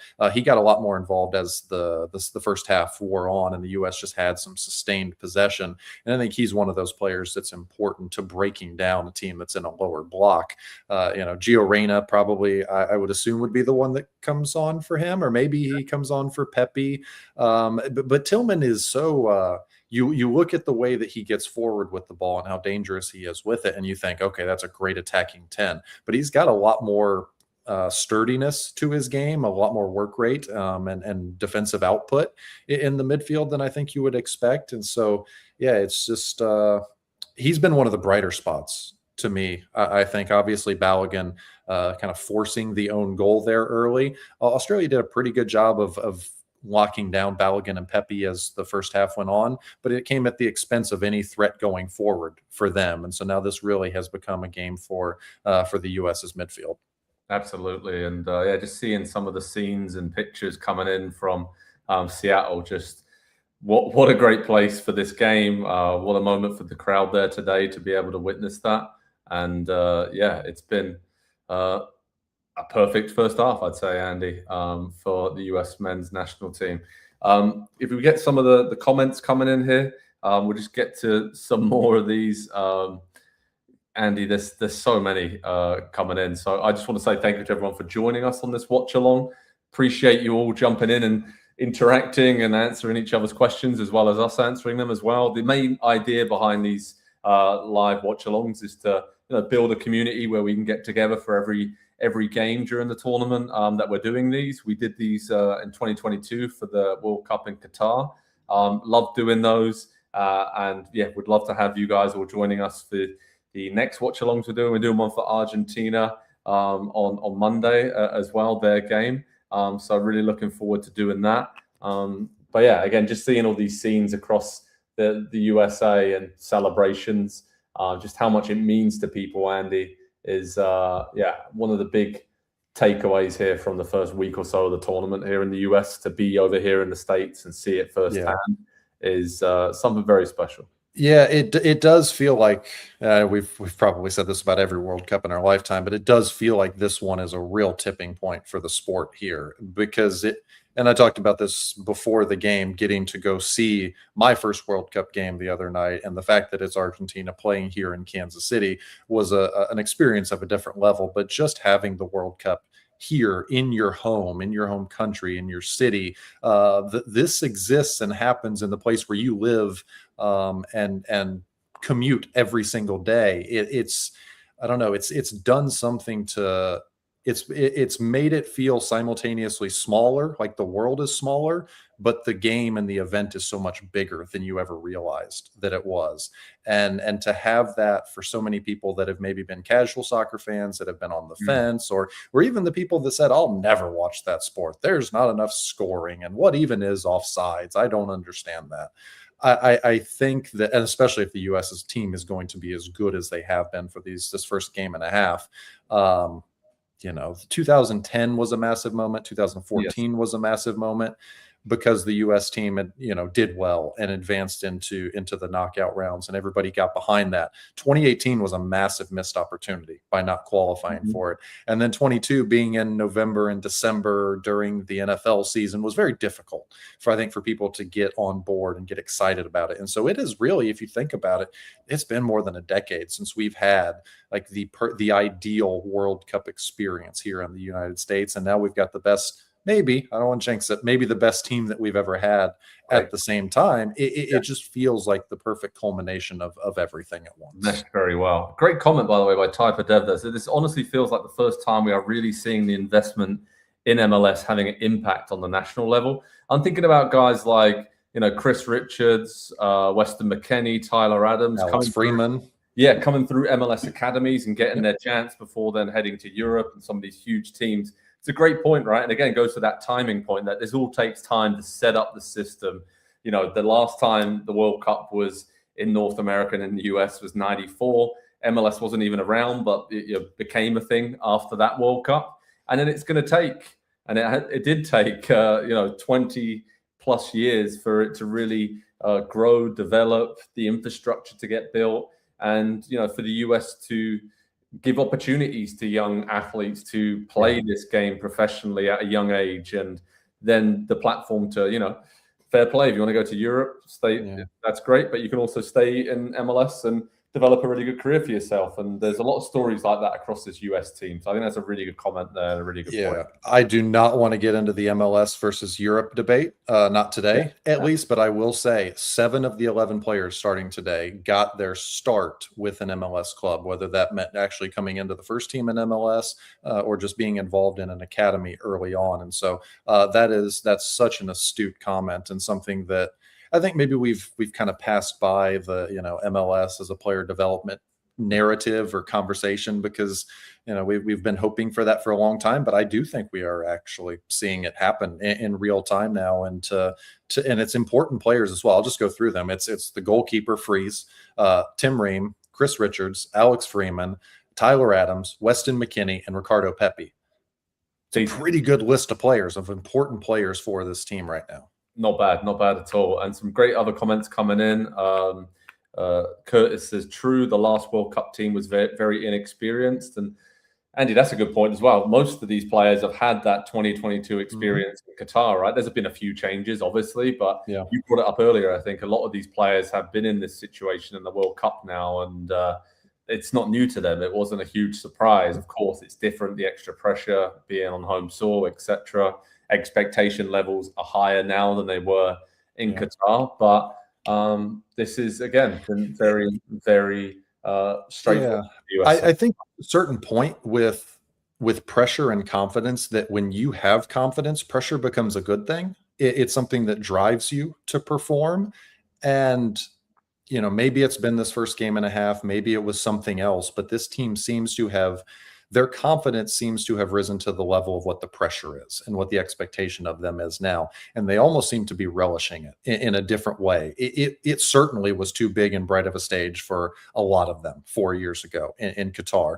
And they still did all right. It was not a disaster of a tournament for them by any means. I think there's a lot of things you can look back on and say, well, should have done this differently. It could have been a different outcome and all that. That's every tournament. We'll probably do that at the end of this one as well. But the experience that they took from that has, I think, given them the confidence to believe that they belong there, and then to come out and play the first game and a half the way that they have. It's only going to continue to increase for this group, and so who knows what the potential is. We've been saying, well, can they get to the quarterfinals? Maybe we're not being ambitious enough, Joe.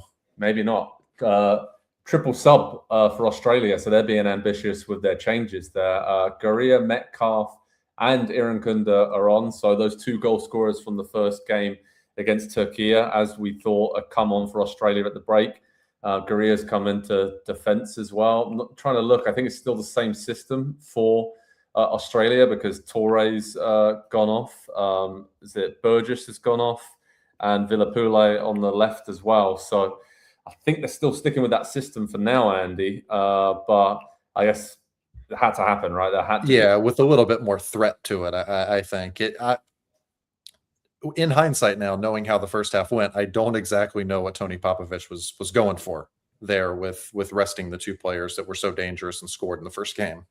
Absolutely. Okay, so Pochettino looks very relaxed there as he's sat on the bench, as he should be, right? I guess 2-0 up, cruising, while Popovich is putting all kinds of notes down, writing down on a piece of paper there, and the TV cameras are showing Christian Pulisic looking pretty happy with what he's seeing. The vibes are really good around this team right now. They've not been in the past. And obviously we know that all the players have great relationships and they've been together for a very, very long time. But like the positivity and, again, the confidence that we just talked about, you put all those things together in a group of players that really like each other.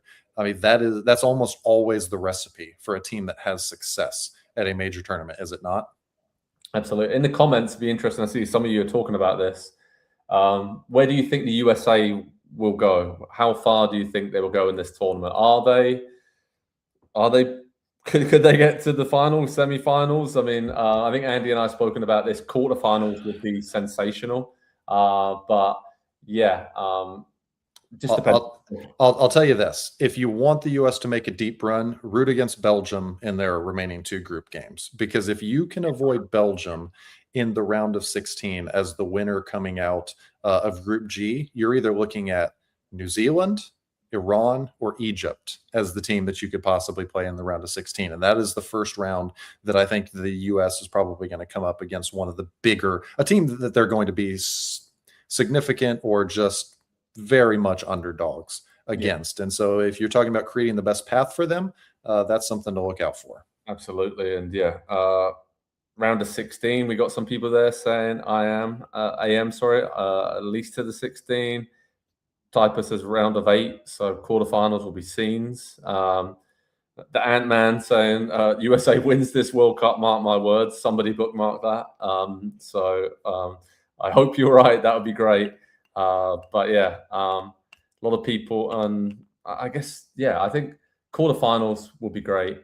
And anything else would be absolutely incredible. But I think to match that team from 2002, what they achieved, the quality's there. I think you just have to get a bit lucky in tight games in certain moments, as that team didn't get lucky, as we know, against Germany. And could have been. They were robbed, Joe. Just say it.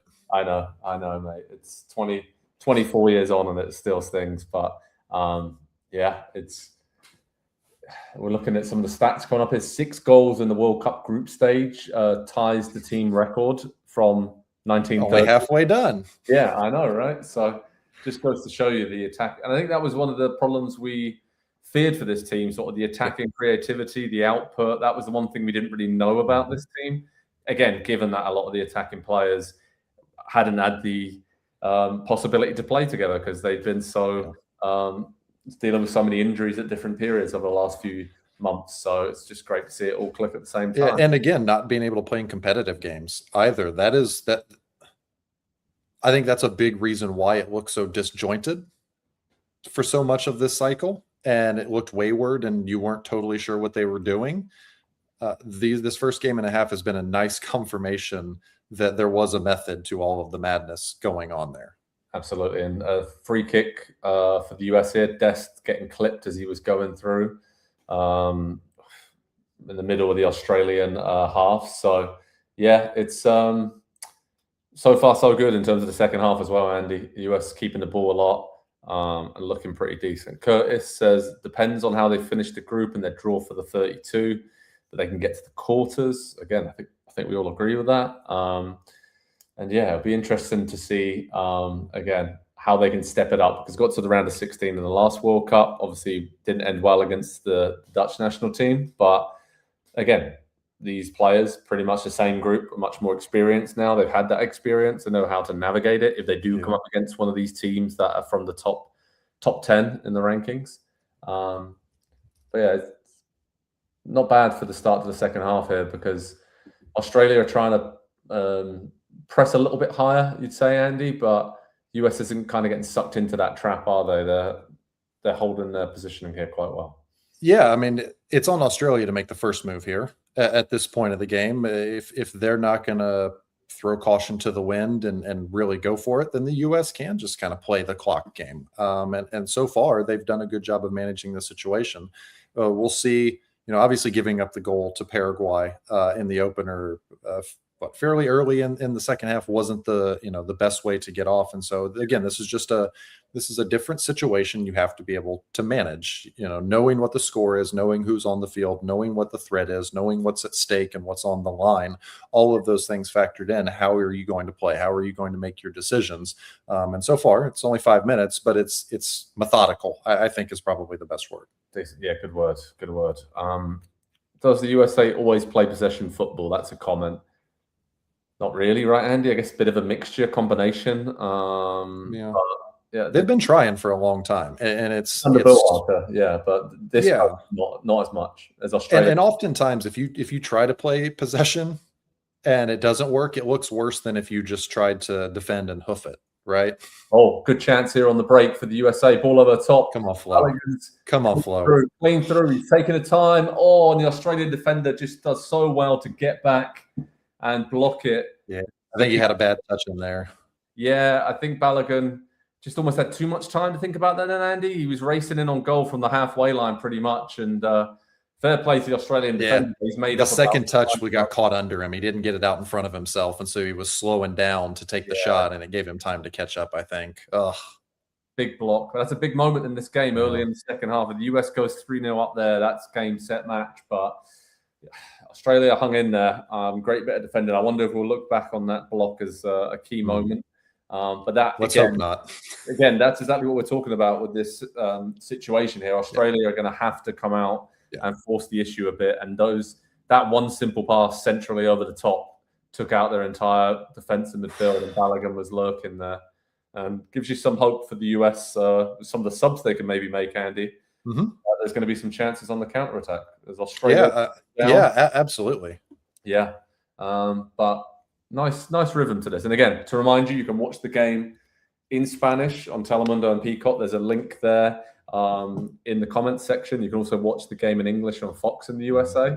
And of course, keep watching the game along with us. Send in your comments and questions as Balogun's on the ball in the box again, twisting and turning away from a couple of Australian defenders. He's held the ball up so well and won another corner kick as well. Yeah. So, you know who I would like to see off the bench in the second half in the attacking positions, the way this game is going? Where? Haji Wright. Okay, I like that. Saw a lot of good stuff from him for Coventry this season, helped them get promoted to the Premier League. Bring a little more physicality too. Obviously, can be dangerous in open space on the counter, but physicality in both boxes, defending set pieces, I think would be important at some point in this game. Would you keep Balogun on if you do that as well? No, it probably would be for him. Okay, would be for him. I'd say Yeah. on that chance there, maybe, he's been working really hard to hold the ball up in this game, had a big game the other day. Yeah, don't want to run him into the ground too much. So maybe make the most of these subs here and being 2-0 up. But a bit of a clash of heads here as a corner came in. Is that Balogun with a whack on? Yep. I think so. Maybe just go ahead and make that change now. Yeah. Haji Wright, I think that would be great. Weyer, Rayner, so many options, which is great. Great for the USA in this second half. Okay. So many comments coming in. Thanks, everyone, for all these comments. Keep your questions flowing. US fans, you've got to be delighted with this. This is dreamland scenario for the first two games. And in Group D, which is was a very tight group in terms of the four teams, we were thinking, it's going to be tight games, but so far, Andy. Yeah, but we were pretty positive coming out of the draw. We were pretty happy with what the US got. All three co-hosts, right, for Canada, Mexico, and the USA, they all got a great draw, which is great for the tournament. But you still have to go out there and make the most of a good draw. And credit to them, there has not been a single whiff of, we think this is going to be an easy group. If we show up, we'll get through the group stage and then the tournament starts. It's not been that.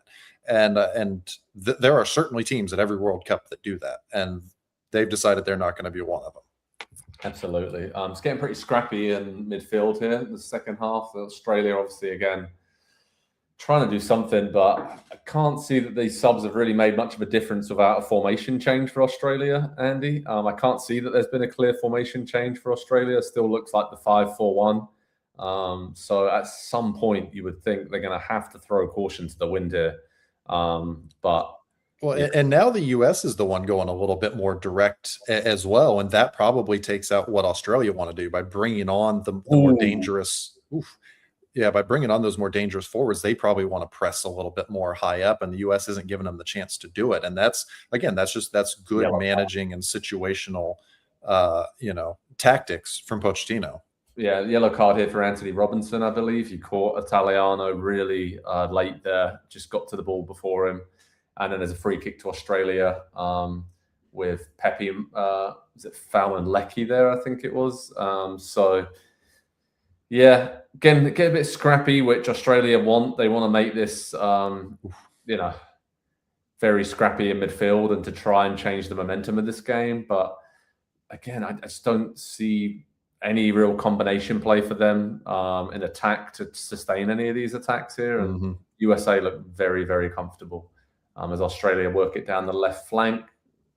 Again, though, USA. Yeah, and that's a smart yellow, though, there in that situation is Australia finally have a chance one of the first few times in this game where there's space ahead of the guy with the ball. And you don't want to take a yellow, but if you have to in that situation, I mean, that's Anthony Robinson being one of the best left backs in the Premier League, the top league in the world, knowing that's what he has to do in that moment and doing it. And is it still 2 yellow cards in the World Cup can get you a suspension? Yeah, so maybe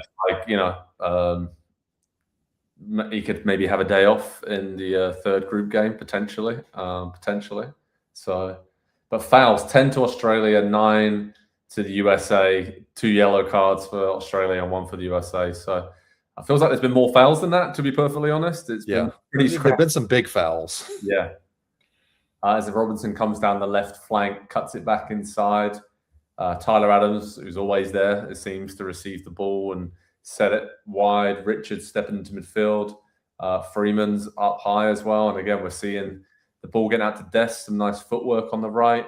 Ball goes back to Freeman, inside to Tillman, flicks it over the top, trying to get US in behind, but Australia defend it pretty well, and it's gone out for a goal kick. So, Andy, any big thoughts so far for the US on next steps for this second half? Because I think the subs here are going to be key to, stopping any kind of momentum from Australia. Yeah, I think more energy off the bench is what you want, which is why I think Haji right up top is going to be, I think, would be the most intriguing. I still really, why do I like the idea of Brendan Aronson on the field in these situations so much? Like, he would be the right type of attacking player that you want to come on and kind of make a game a stalemate a little bit, right? Where he's gonna do all of the defensive work, and if the game is going to get stretched, which it's happening a little bit now, Australia's starting to find a little bit of space out wide, that it's going to become more of a counterattacking game. It feels like he would be the right type of player, whether on the right side for Dest, maybe, because I don't think you want to use him up too much early in this tournament because of how important he is. Or if it's Timothy Weah, I'm all right with that as well. I'd like to see probably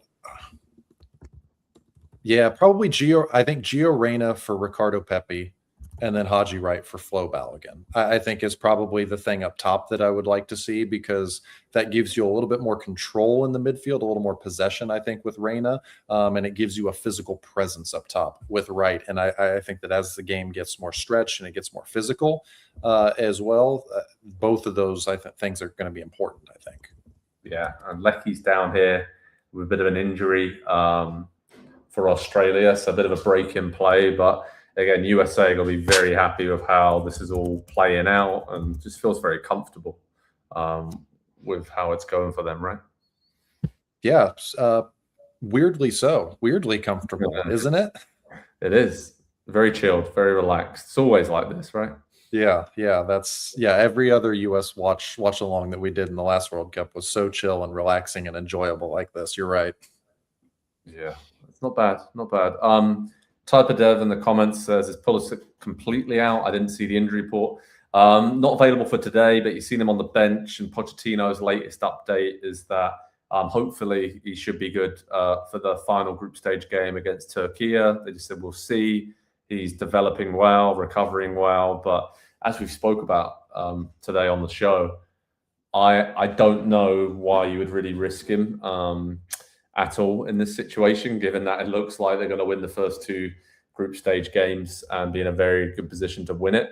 But again, if he's fit enough, maybe give him 15, 20 minutes at the end of the Turkey game, Andy. But again, the next step for this US team is to go to the quarterfinals, hopefully even further. And you need a fully fit Christian Pulisic and fully in form and in rhythm Christian Pulisic to do that, because there's no doubt, as good as it's been today and as solid as it's been, he is the guy who is the X factor who can help you against a top 10 team that you'll meet at that stage of a competition.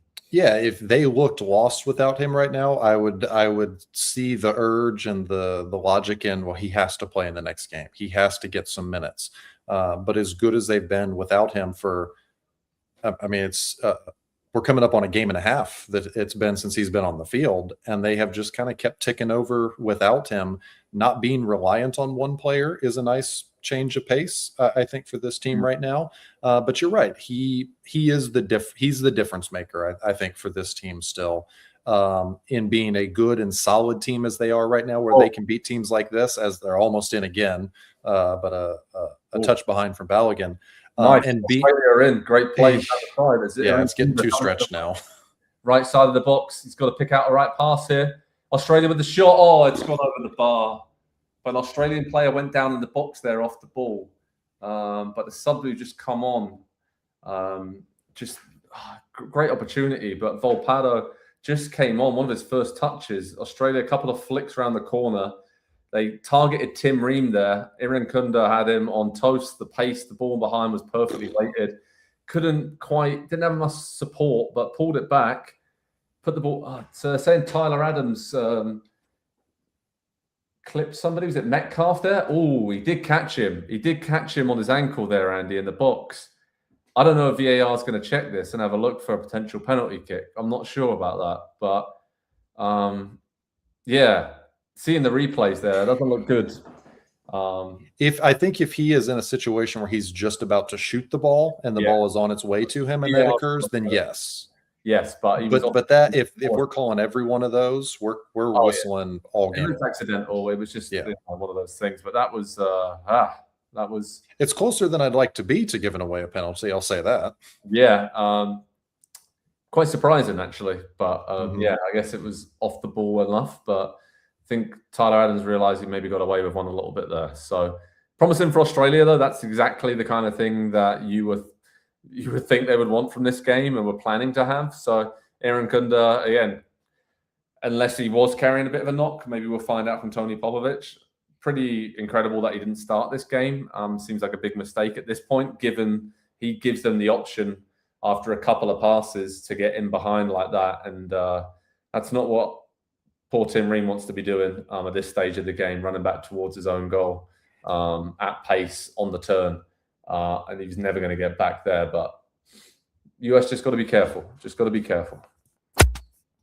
Yeah, you have to be smart. You have to stay balanced, and that's the first time that Australia all game has been able to play through the midfield the way that they did there. And like you said, it was just a couple of quick flicks, but you could see the idea and the setup of what they wanted to do there. It wasn't just one long ball in behind.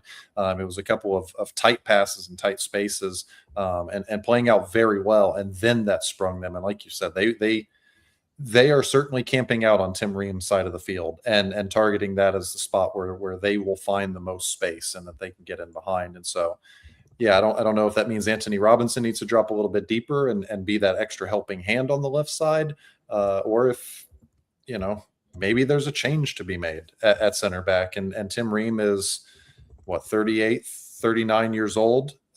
You probably don't want him to play every minute of the World Cup, and he is important to this team for sure. And so maybe there's an opportunity in the final 20 minutes or so to get a Miles Robinson or a Mark McKenzie some really important minutes here as well. Absolutely. But Australia got a chance here and couldn't. A bad giveaway. Can they get the shot away? Metcalf, shot on goal. That free saves, but this is not what we want to see of the US right now. Something needs to change here. Yeah. Who was that? Chris Richards looped it away. Tyler Adams tried to flick it on. Australia stepping up higher, and Kunda got it. And the ball was set back to Metcalf. And considering the goal he scored against Turkey, you would expect him to have a bit of a better shot than that on goal. I guess the US got back defensively just enough to put him off, Andy. But they're connecting some passes here, Australia, and they got the US. This game is wide open now. Oh dear, I don't like it. No, Freeze is off. Aaron Kunda's gone down off the ball. It says he's pushed off it by Richards. Not sure about that, but yeah, something has to change here for the USA, because if Australia score now, with over 20 minutes to go, buckle up, folks. That last 20 minutes is going to be wild. I will say, for every chance that Australia is having going that way and worrying us, the US is having one as well. And I probably would back Balogun or Pepe or whoever from the U.S. that a chance comes to put it away before even Aaron Kunda, who's been a terror down the right side since he's come on. Yeah, we're seeing a replay there. Chris Richards just gave him quite a nice shoulder barge off the ball there. It's good professional defending. Yeah, just eased him off it as the ball was going over the top, and Matt Freese came out to get it. But Aaron Kunda has caused so many problems, and you can see Australia here with Metcalf stepping up high, Volpato as well coming on. They've changed the formation now for sure. It looks more like a 4-3-3. So they're going for it, and they're causing problems. And they had to. I mean, they're 2-0 down with. The U.S. is playing into it a little bit by all these short passes around the back line, and they're letting that pressure. Maybe they want to draw them out a little bit and open up some of that space in the passing lanes, but it is risky because whether it's the U.S. with an open chance one way and then they're completely at a disadvantage numbers-wise going back defensively, or the pressing and unable to play out of the back as comfortably as they did in the first half. Again, I go back to I don't know why Australia didn't start this way in this game. And some people, in the comments there, CCW there, imagine Aaron Kunda being on the whole game, best spell we've had. Yes. And again, it's just we may find out more after the game about why he didn't start. But given the weaknesses that the US have, that was the main area of concern.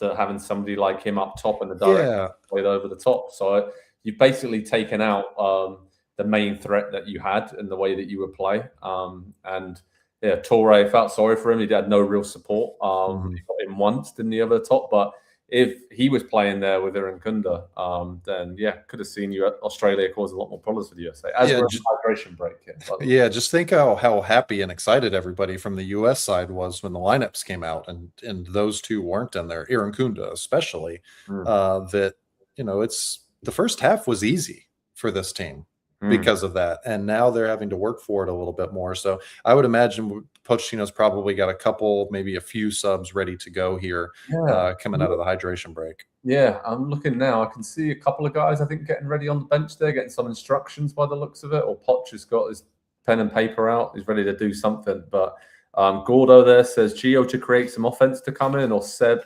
Berhalter to deal with some of the chippiness. Given how the game's played out at the moment, I'd probably go for Berhalter in terms of just clogging things up a little bit and trying to stop some of this physicality, because Australia are winning the ball back in midfield a lot more. Obviously, again, they're pressing higher. They have more players in that part of the pitch with the formation change. But what do you reckon? Berhalter in? Yeah, I'd love to see him, because you're not going to lose too much of the defensive work to get another solid passer out there.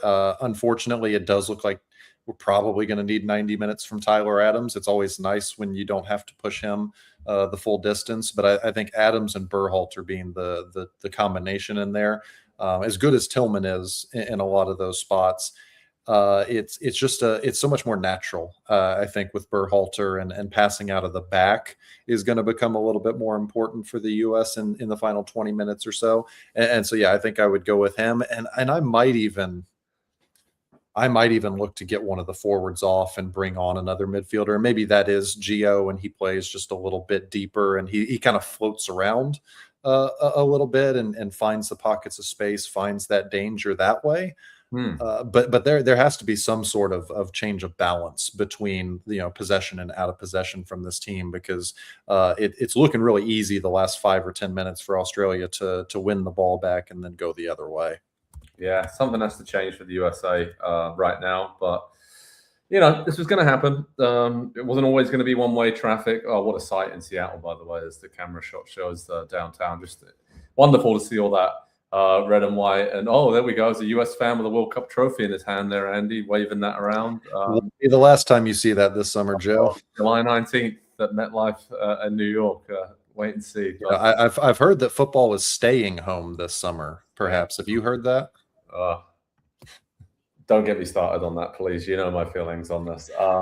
It doesn't need to go home if it's already home. That's right. That's true. Well, soccer's coming home, right? I guess that would be the only change to that saying. Okay, 20 minutes to go. We're back underway. Australia have the momentum, but USA digging deep, I would say, in terms of this game. And surprised hasn't been a sub. Really surprised hasn't been a sub for the USA. But Australia are going for it, which you would expect, being 2-0 down in this situation, got nothing to lose.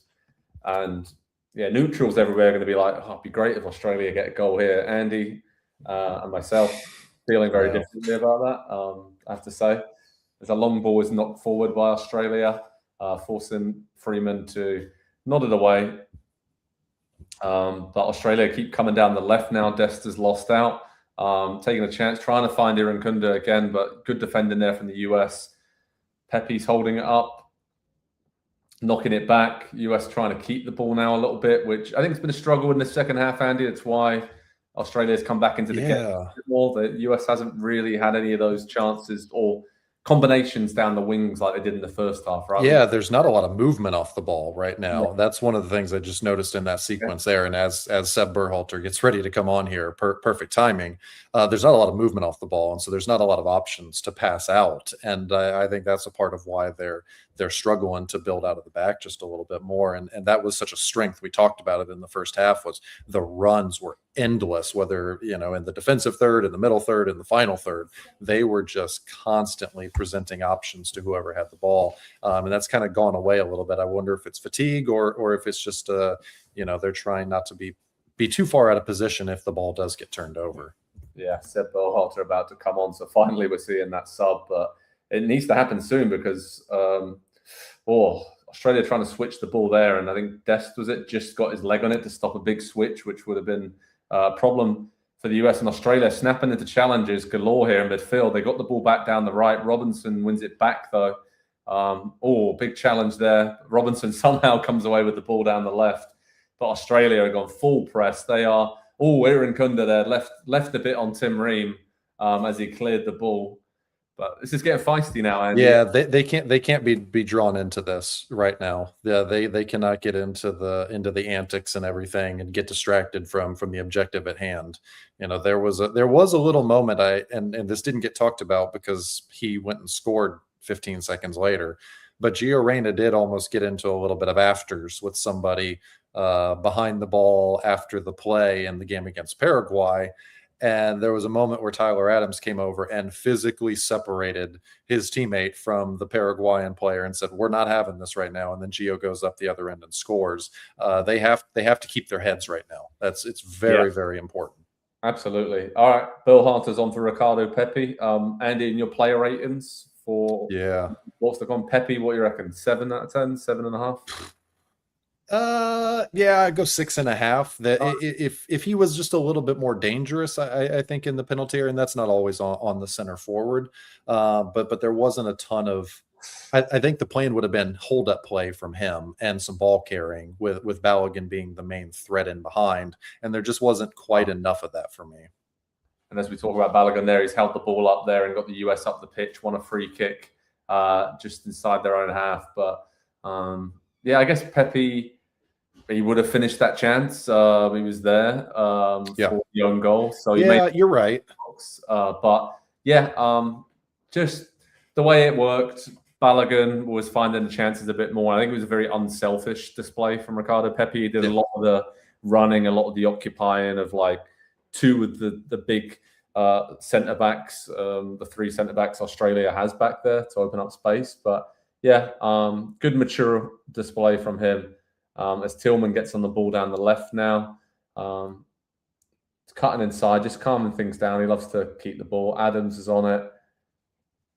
Yeah, it looks like Tillman has gone a little bit farther forward with Berhalter coming in, which I like. I like that a lot. Berhalter just gave the ball away. It's tough to come into this situation, right? The intensity of the game, pick it up as a sub right away.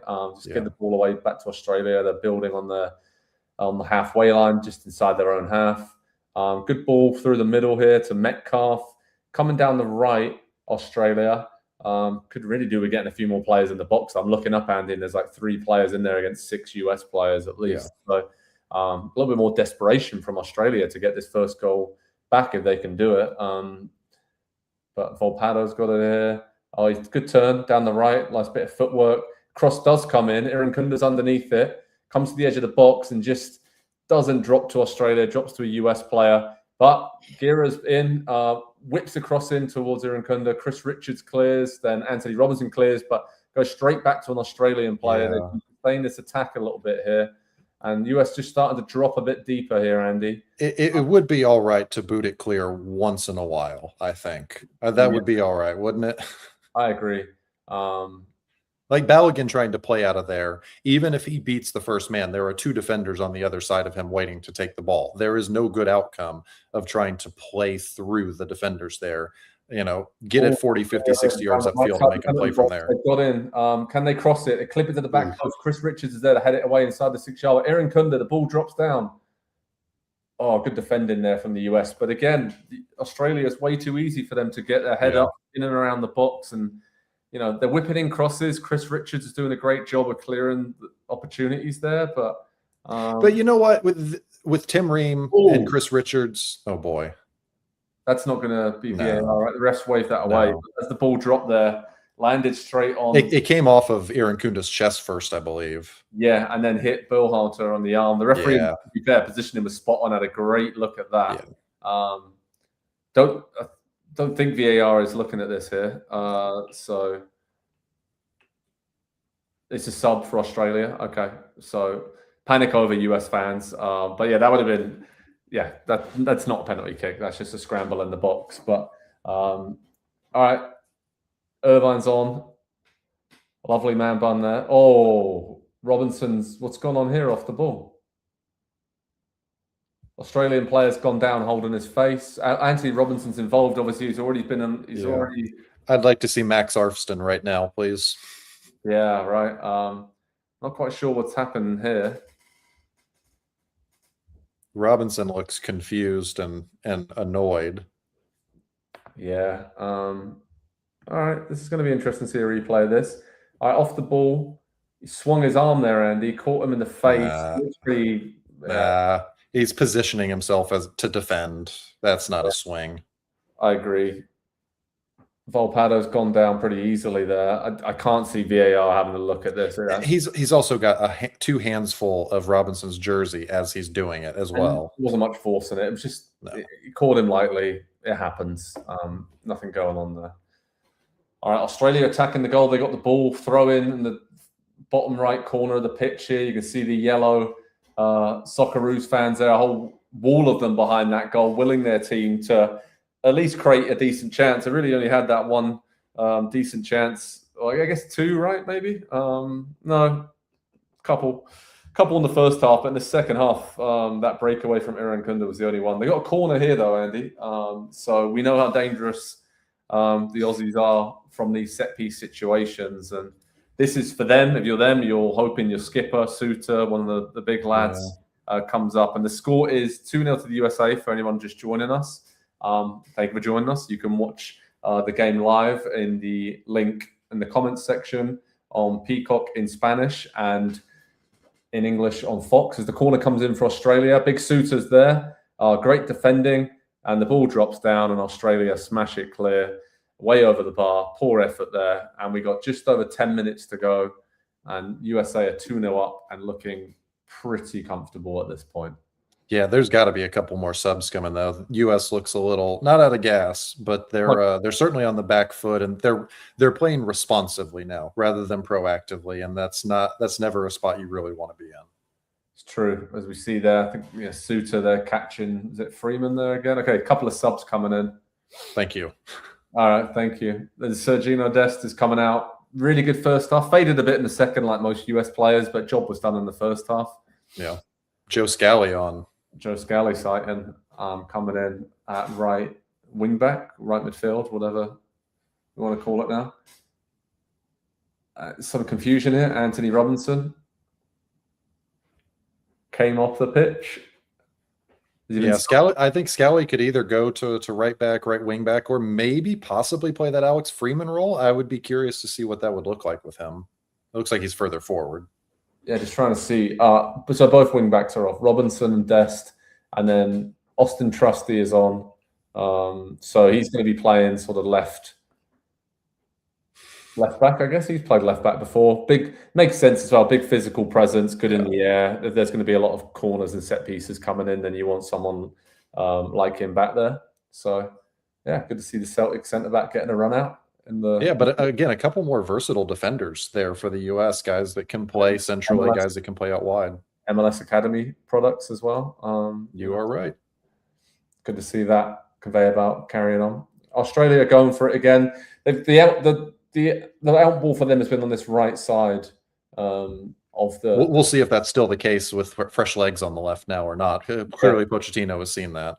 They're switching it here to the left. They haven't had much joy down that side, but they picked out a good pass here on the left side. Cross is coming in, deflected straight to a US player. Meaty challenge there, but Australia win the ball back. Had a lot of the ball in this second half. I'd love to see the stats. Let's have a look. I mean, Australia in the second half have had 40% possession. So again, less. But they've done a lot with it though. Yeah, first half they had 30% possession, so a bit of an improvement there, obviously, but still, it's okay for the US because Australia can get into this position on the edge of the box, not really doing anything with it. As a cross comes in from the right, Irankunda's up, someone at the back post, but drifts out for a goal kick. USA can deal with that right now.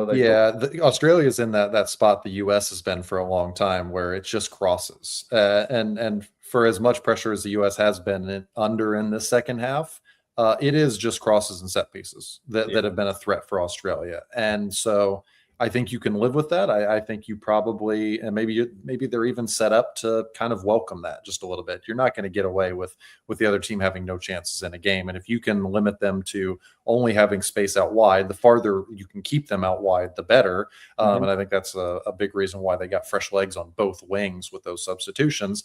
Then I would back whoever the center backs are, but especially if Chris Richards is out there, to be commanding in the air and to win those headers and clear the ball away. And so far, every cleared header has been a good one. It's not, balls being knocked down in the box to be picked up and put away for a rebound. They're getting them well out. Australia coming in on the right side, good cross towards the back post, drops to an Australian player on the edge of the box. They got it in again. Irankunda's gone down in the box under a challenge. Referee hasn't given anything yet. Australia maintaining the attack. They're going to the right side of the box again. Some lovely combination play. Cross comes in. Looking towards Irankunda again. Just chaos, panic stations back there for the USA, but somehow they scrambled it clear. But Australia keeping the ball. Irvine's got it now. Play it out to the left flank. He's in on the left side of the box. Richards coming over. It's a corner to Australia. The referee is pointing towards his ear there, Andy. I'm not sure if he's saying I had a check or what's going on here, but no, Berhalter boots it first. Oh, maybe that one? Yeah, Irankunda said he tried to turn, and Chris Richards has come through the back of him there, Andy. He did touch the ball came off Richards' leg. He wins the ball before he contacts him with his other leg, weirdly. Tony Popovich, the Australian coach, they want a penalty kick. But the corner comes in, nothing's given. Back to the back stick, Australia pick it up again. The box is absolutely packed. Ball was chipped to the back stick. That's a push at the back post. That's got to be a push. Chance comes in for what a block by Tyler Adams, but yeah, they gave the foul on that push. That had to be. That was so egregious. Blatant pushes you've ever seen. Yeah, but Australia putting the US under pressure here late on with 6 minutes plus stoppage time. I don't know why they needed to let that play out before blowing the whistle there. That was clear as day. Good defense by the USA. That's a good comment there. What a mess. Irankunda looking for a foul at every opportunity. To be fair, he's put himself about though, Andy, even if he is going down a bit easy. It's exactly what Australia needed from this second half. The Socceroos should consider giving him a run out in the next game, I think, right? Yeah, unbelievable. Yeah, again, I'd love to know. Thank you for that, I suppose we should really say. Yeah, from a US perspective. Now Australia complaining about some time wasting here from the US late on. But yeah, it's okay. US Balogun's still on, by the way, and holding the ball up, and just shows his importance to this team to try and get them up the pitch. But yeah, no big chances in the second half for the US, Andy. Can we remember anything? I mean, it's been professional display in staying solid and tight. Got caught out once on the counter attack, but defending these crosses and corners quite well. But going forward, that would be the thing. And again, job's done. They're 2-0 up, but they have attempted one shot in the second half, and it was Balogun on that breakaway that was blocked. That's it. That's a big chance. That was it. So yeah, you'd like to see a little bit more when you're in a not a defensive game state, but a holding, maintaining a lead game state that you could, with Australia putting as many numbers forward as they have, that you would be able to be a little bit more of a threat on the counter. But at the same time, you have to throw that balance between possession and out of possession out of whack a little bit more to do so. And if Pochettino, I know the last 20, 30 minutes have looked chaotic and desperate, but they've never really been out of control of the situations, even with the ball in their penalty area. They've still been relatively well positioned to deal with everything. Jackson's in down the right, tries to play it inside. US is back there defending. That cross comes in into a good area. Jackson's there. Chris Richards clears, and Australia hook it over. But Andy, with your player ratings coming up on NBCSports.com, I feel like Chris Richards could be pretty high up in there with his rating today, because we were worried about his injury before the World Cup kicked off. But this is once again just showing how important he is, right, in situations like this, with the ball coming in, crossed in so many times today late on in the second half. And it's like a magnet, right? He seems to be there every time, just flicking the ball clear, and great defensive display from him so far. Yeah, everybody on the back line, though, is one more missed pass away from getting a half-point deduction for all this trying to play out of the back. if somebody doesn't boot it clear here soon, Oh, here we go. They're going to give up a goal needlessly. Bit of a brawl here. We saw this in, was it October, in the friendly between these two teams in Denver and Colorado. So, you know, some of the comments as well, we've seen Australian fans and players haven't been delighted with how the US has said this is going to be a pretty easy game. So far it has been for the US for the most part. So, yeah, there's a lot of just players down. There's just general chaos at the moment. There's almost two different sort of discussions breaking out, shall we call them? Like Australia wanted to get the U.S. into this all game long. It was clear that they were going to be physical and try to pull them into. Oh, wow! Did everybody on the field just get a yellow? I'm pretty sure Balogun and because he went boom, boom, boom, boom. Balogun and then even Suter and maybe Italiano got yellowed there. But I think for the initial situation, you can see Suter. I mean, him and Balogun have just got each other in a bit of a headlock and then having a bit of a non-friendly hug, shall we say. But there was no attempt initially for Suter to even play anything. It was strictly to get to, he's much bigger than Balogun, and so he had to crouch down to put a shoulder into his chest. Like it was, yeah, Balogun can't get drawn into that. And I understand he's been out there 89 minutes now and he's been getting kicked and pushed around and grabbed the way that he has. But yeah, that's part of it at this point. Oh, another foul here. It looks like, is it Scally's gone down in the middle? So again, it's all kicking off again. Both sets of players are all in and amongst it, and yeah, it's getting a bit ugly, shall we say. Irankunda went into Scally. Scally went down.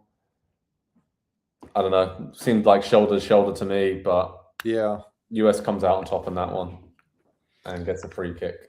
Just to calm things down. 89th minute, by the way. USA 2-0 up. Stoppage time, would probably say we'll get at least 6 minutes, maybe, something like that, based on the subs and some. I'd think so. There's been too many stoppages, I guess. Corner for the US down the left. Trusty wins that, and he's going in to attack it himself. But yeah, this has been decent in the second half for Australia. If you're an Australian fan, you'd be like, okay, facing Paraguay in the final group stage game, we got a chance here.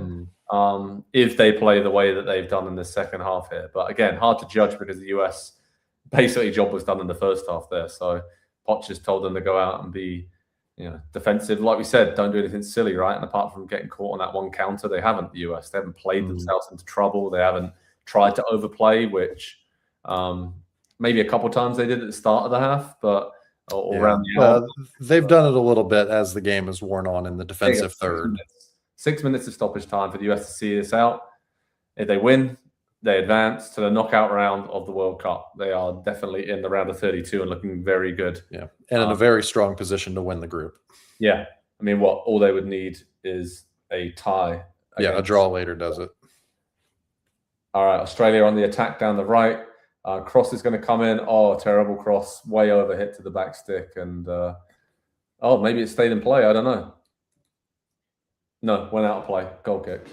That kind of sums up the day for Australia, right, Andy? Just an I will say in defense of the US's defense here in the second half is they've not been caught out without numbers back there to deal with it. At least they've given the ball away in some bad spots, but they've always had all three of the center backs well positioned to deal with the ensuing pass or cross, whatever it ends up being. And the fullbacks, the wing backs have always been close by. Tyler Adams is always in the right position defensively, and so it's been more sloppy than anything, I think, defensively from them. But it's not something they can't clean up and they can't work on and they can't fix before they come up against some of the giants of the world in the knockouts. Oh yeah. So the US are just trying to see this out now, Andy. They are 4 and a bit minutes away from the final whistle blowing. Australia are trying to build something down the left side. But Freeman, who's been excellent again, winning the ball up to Balogun, flicking it on. Tillman, he's in. He's got a chance to have a shot. Tries to play it to Balogun, but just great idea. But Balogun collects the ball here. He's probably just going to keep it in the corner, which is smart. The US keep and recycling the ball. into Balogun, edge of the box, gives it away. Australia just look a bit tired at this point, and it's not much left in the tank for them. Although Irankunda's coming down the left, and bit of a clothesline from Chris Richards, who's going to get booked there, and the ref nearly went over as well. He lost his foot in. But Australia got a free kick. Is that just about on the halfway line?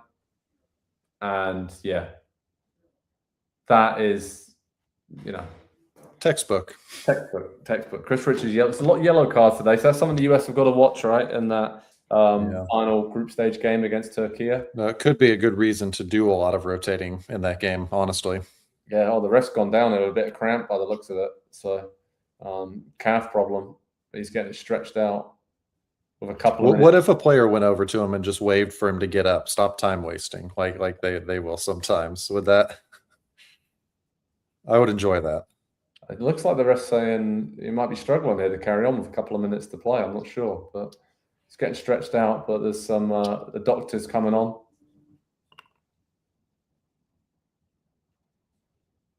So we could have a bit of a delay here with a couple of minutes to go as the ref down getting treatment.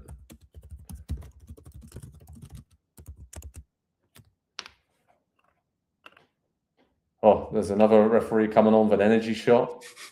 For this, I've never quite seen this. The ref's just chilling on the pitch, having an energy shot, and I don't know. It's almost like he's doing a, yeah. Just having a nice afternoon out in Seattle, just chilling, relaxing. It's a cramp. But in all seriousness, he's got, just a bit of cramp in the calf there. I don't know how there are more players out there struggling at this point. I know it's not too hot in Seattle, but this has been, especially in the second half, it's been a very intense and physical and back and forth open kind of game. It's why I would have expected to see earlier subs from the U.S. as well, and maybe that plays a little part into why the game got away from them for such a long time. Yeah. Haji Wright is coming on, it looks like, for the final few seconds here for, I'd imagine, Balogun. But that's not going to happen yet. Australia clips a free kick in, nodded down, US clears, hoofs it into the air. Balogun's, nearly got it under control. That was a tough ball high up. Australia clipping another long ball down the right. Guess what? US clears again. Yeah.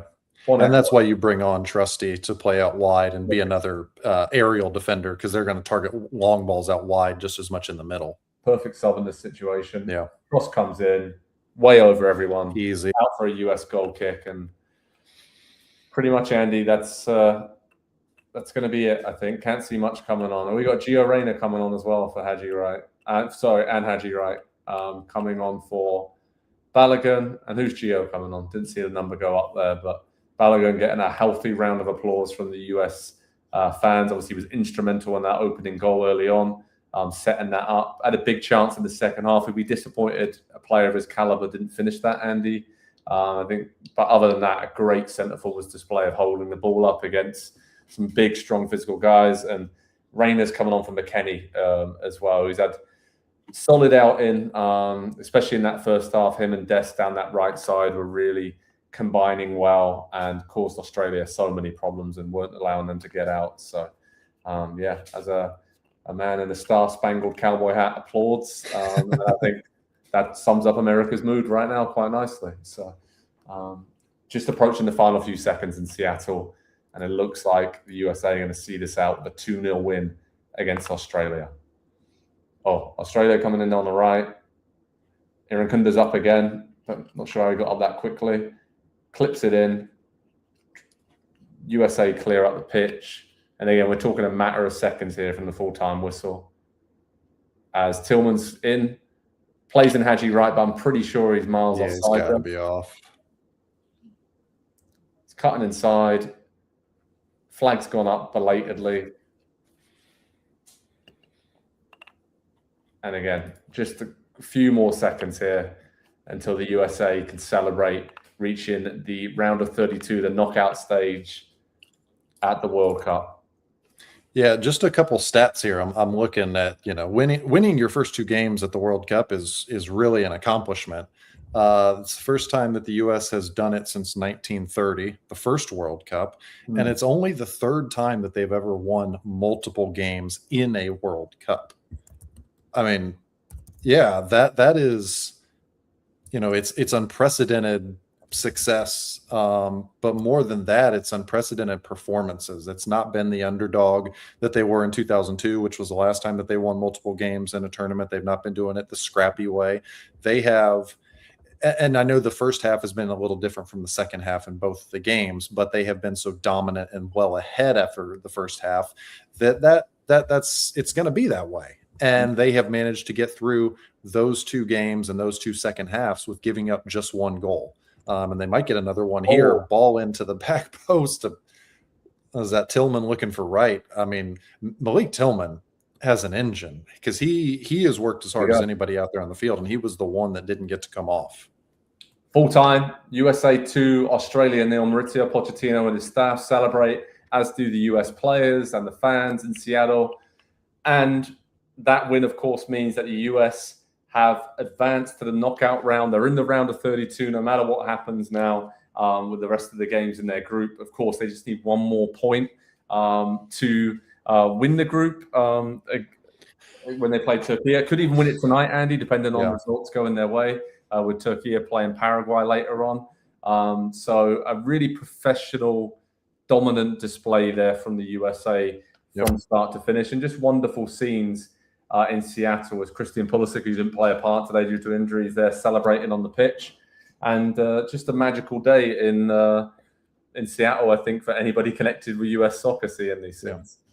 Yeah, it has been two really impressive performances, and that's the biggest thing to me. I've gone from hoping that they could at this tournament to believing that they can, and I'm bordering on I think they will. That is, and that's not just happened in the two games. I think that's been a lot of the thought progression from this team and this group over the course of the last 6 months, 12 months. Vibes around this team going back, to the fall and to last summer and last spring during international windows were not good. There was a lot of talk about this team is going to bomb out of the group stage at a home World Cup, and it's going to be a disaster, because it kind of looked like a disaster at the time. It was a mess for periods, and they have come together. They have a formula now. I think that's really important. Is they're very aggressive out of possession early in games. They look to jump on teams quickly and put you under a lot of pressure, and they dictate the terms of the game to their opponents now. And that is such a new thing for a U.S. men's national team to be able to do. And I think obviously the players get a lot of credit because they're the ones out there doing the job.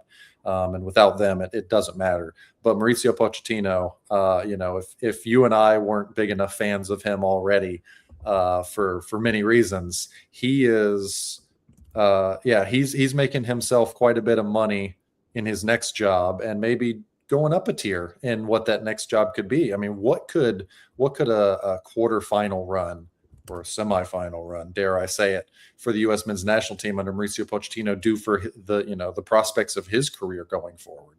No, that's fair enough. And I think, Andy, if we sort of wrap up, our takeaways, our key thoughts on this USA win against Australia, and kind of, almost look at what we learned, and then how we go forward here for the USA in terms of that final group stage game against Turkey. As we're seeing the US players all together on the pitch at the end of the game in a huddle and celebrating. Wonderful scenes there. But in terms of our key takeaways on USA against Australia, what are your thoughts on that? Because that was a very professional display, scored early. Balogun's shot was put into his own net by Burgess. And then obviously that second goal from Alex Freeman just before halftime was crucial, right? To just calming everyone down and setting the tone for a very professional display in the second half. Yes, Australia had a couple of chances, one on the counter from set pieces, but really the US just held them at arm's length for most of that game, and just business-like professional display, and never really looked in doubt, did it, this result? No, it didn't. It often doesn't when you score early in the game and then you score right before halftime in both games as well. Like, those are two those are two hugely impactful times in the game. And for them to have in back-to-back games now scored in both of those situations, and I said this a lot in the first half, they are managing games, they are managing situations a lot better than they ever have. And so there's a maturity, there's an understanding, there's a togetherness that I think really is important in that with this team. But the biggest takeaway is just how good this team can be going forward when, from the start of a game, especially because of how quick they come out. Balogun was fantastic. Yeah, I'd like to motion that we start giving assists to the last attacking player before an own goal goes in, because he did whether or not Ricardo Pepi's there or not, he forces that own goal or that goal to happen by making that run and that dribble to the end line and crossing it back and being as dangerous as he was. And then just the combination play between Tillman and McKinney getting forward, Serginho Dest out wide. They're so patient on the ball now. It's not, okay, we're in the final third. How can we get it in there as quickly as we possibly can? How can we get a chance, a shot as fast as possible? There's such a patience. There's a rhythm. Rhythm is the word that I'm looking for, a rhythm to the U.S. men's national team. And the fact that they had that without Christian Pulisic available for this game, I guess that is the biggest takeaway, is they can perform and succeed and look good and confident without him out there, because that has rarely been the case in the past. Yeah, I think in terms of what we've learned about the USA is just that they can take care of business in a professional manner. And I think the centre backs today in particular stepped up. Freeman obviously scoring, we're doing his job brilliantly at the other end. Tim Ream using all his experience to kind of limit any situations on the counter attack. Chris Richards was excellent, clearing everything that came into the box. And again, that first half, just the combination play out wide between Serginho Dest, look at my city. Look at my city. City's wonderful celebrations there. Look at that. Well, it's just sensational. Oh. And then on the left side as well, Robinson, Tillman coming over. So many great combination plays for the US. And again, they will come up against much stronger opposition in Australia the longer this tournament goes on in the knockout rounds. But my main thing that I learned is that you can trust this team now. They've gone 2-0 up. Yeah. In the second half, there was moments which you would expect of Australia tweaking the formation, chucking more people forward. There were moments for them, but the US did really well to limit that. And it was, you say it a lot, they were grown-ups in the room. The USA shown they've learned from the experience of being together, most of this squad, at a World Cup in 2022, and they've progressed. They've taken that next step, and they've got into the round of 32 with minimum fuss, and they're looking pretty good to win the group as well and give themselves a lovely path through the knockout rounds and the best chance of going on a really deep run. So I feel really good about the US where they're at the moment, and I think that Mauricio Pochettino, he's not going to let them get ahead of themselves. That's just not the way he operates. And again, they still got Christian Pulisic to come back into the mix. Hopefully he's fully fit and can play some part or start the next game, the final group stage game. But there are so many positives for the USA after that win against Australia. I was really, really delighted that they got it over the line in Seattle. Great scenes, great soccer city there. And it's a very memorable start to the World Cup on home soil for the USA, right, Andy? Yeah, it is. They won't be bullied. They're not scared as well. I think scared was probably the best word to describe how they looked in the last World Cup when they started, at least. They found themselves a little bit and got used to the occasion and the stage as it went on. But certainly early on, it was real deer in the headlights. And they have come out, certainly being on home soil with the crowd behind them has played a massive part. But a host team with real momentum at a tournament like this now, and real belief and real confidence, and a little bit of cockiness, I think, we're going to start to see come out from this group just a little bit. I don't think that's a bad thing. All the ingredients are there, right? All the ingredients are there, and Pochettino has done, we gave him credit all game, and we'll do it one last time here. He's done a fantastic job of this is his squad. These are his players, collectively and individually. And the way that he has used each one of them or not used them at this point has been, he's pushing all the right buttons. He is. Yeah. All the ingredients, the Pochettino pie, whatever he's cooking in it, it smells good to me. It's just piping hot. It's ready to be eaten in the knockout rounds, because I feel like Now the US are in a great position to finish this job and finish top of the group. Again, depending on what happens, they may already be done for them. But going into that final game against Turkey, I'm really looking forward to seeing the step up in quality, because I think we all understand that Turkey were a bit unlucky against Australia in that opening group game for them. But this is the kind of team they're going to come up against in the knockout rounds, Andy. So I think we're going to learn a lot more about them in that final group stage game. And again, they may make changes, players on yellow cards, anyone carrying a bit of a knock. This is not the time to take any risks with some of the key players. But I think that final group stage game, just pushing it forward to Thursday back in LA, that's going to be really crucial to, again, learning even more about this team that's taken care of business comfortably so far at this World Cup. But now it's, all right, this is the step up in competition, and you're going to actually be facing that every game from here on out. So I think now is really the time we will learn even more about this USA side. What do you think, mate? Yeah, and we have talked a lot about it's hard to be a host nation during the cycle and not have competitive games to play. I think that hurts you probably in the group stage more, because what they have done these last couple of years now is play friendlies against the Germanys of the world, the way that they did right before the World Cup, and some of the bigger, tougher teams. And they're not competitive, but you have exposure to that level. And, you know, I said they're not scared and they're not being bullied. They won't come up against a France or a Spain or a Brazil. They'll be underdogs, certainly, but they will not be scared of them, because they have been, you know, they've been in those battles recently with teams like that. And so, you know, they still have to upset the apple cart, and they still have to go out there and do the job, but it gives you belief, reason to believe, I guess, that they can do it. Absolutely. And Mauricio Pochettino looks full of sort of pride, like a proud father there on the side of the pitch, as all the fans in Seattle, majority of them, obviously from the US, and they're celebrating long into the afternoon there and across the rest of the United States of America and the world. And Poch is pumping the air and pumping his fist at the USA chants. And yeah, he's pumping his fist because they're chanting Pochettino at him.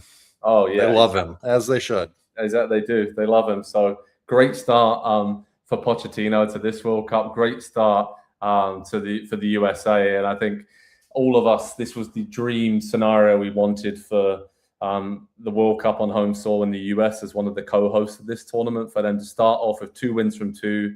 They were given a great opportunity to do that with the group they were handed, the games, the order that they were in. So I think it's given them the opportunity now to build really into this competition full of confidence. Again, go into that game against Turkey knowing that the level is going to be a bit higher, and in terms of the chances they might give up on the counter-attack, and others will be ruthlessly punished against better opposition the deeper they go into the tournament. But the main thing is they have that opportunity to go deep into this tournament now, and that is within grasp of being group winners and really opening up their path into the knockout rounds. Okay, Andy, thanks so much for joining me for this watch along today. It's been an absolute pleasure to see the USA reach the round of 32 with minimum fuss against Australia in that 2-0 win. All that's left for me to say is thank you to everyone in the chat, the comments section, for joining us. Really loved answering your questions, getting involved with you. We'll have more of these watch-alongs throughout the rest of the World Cup on NBC Sports' YouTube channel. So thank you, everyone, where you've been joining from. Really appreciate it. And head over to Pro Soccer Talk on NBCSports.com for all the reaction on this big win for the USA and everything else going on in the World Cup. It's going to be a long summer, a great summer. It's only just begun, the World Cup, and it's begun in perfect fashion for the USA with that 2-0 win against Australia, making it 2 wins from 2 for the USA. And so far, so good for the United States of America. Thanks, Andy. Thanks, everyone, for watching, and we'll speak to you all very soon. Cheers, mate.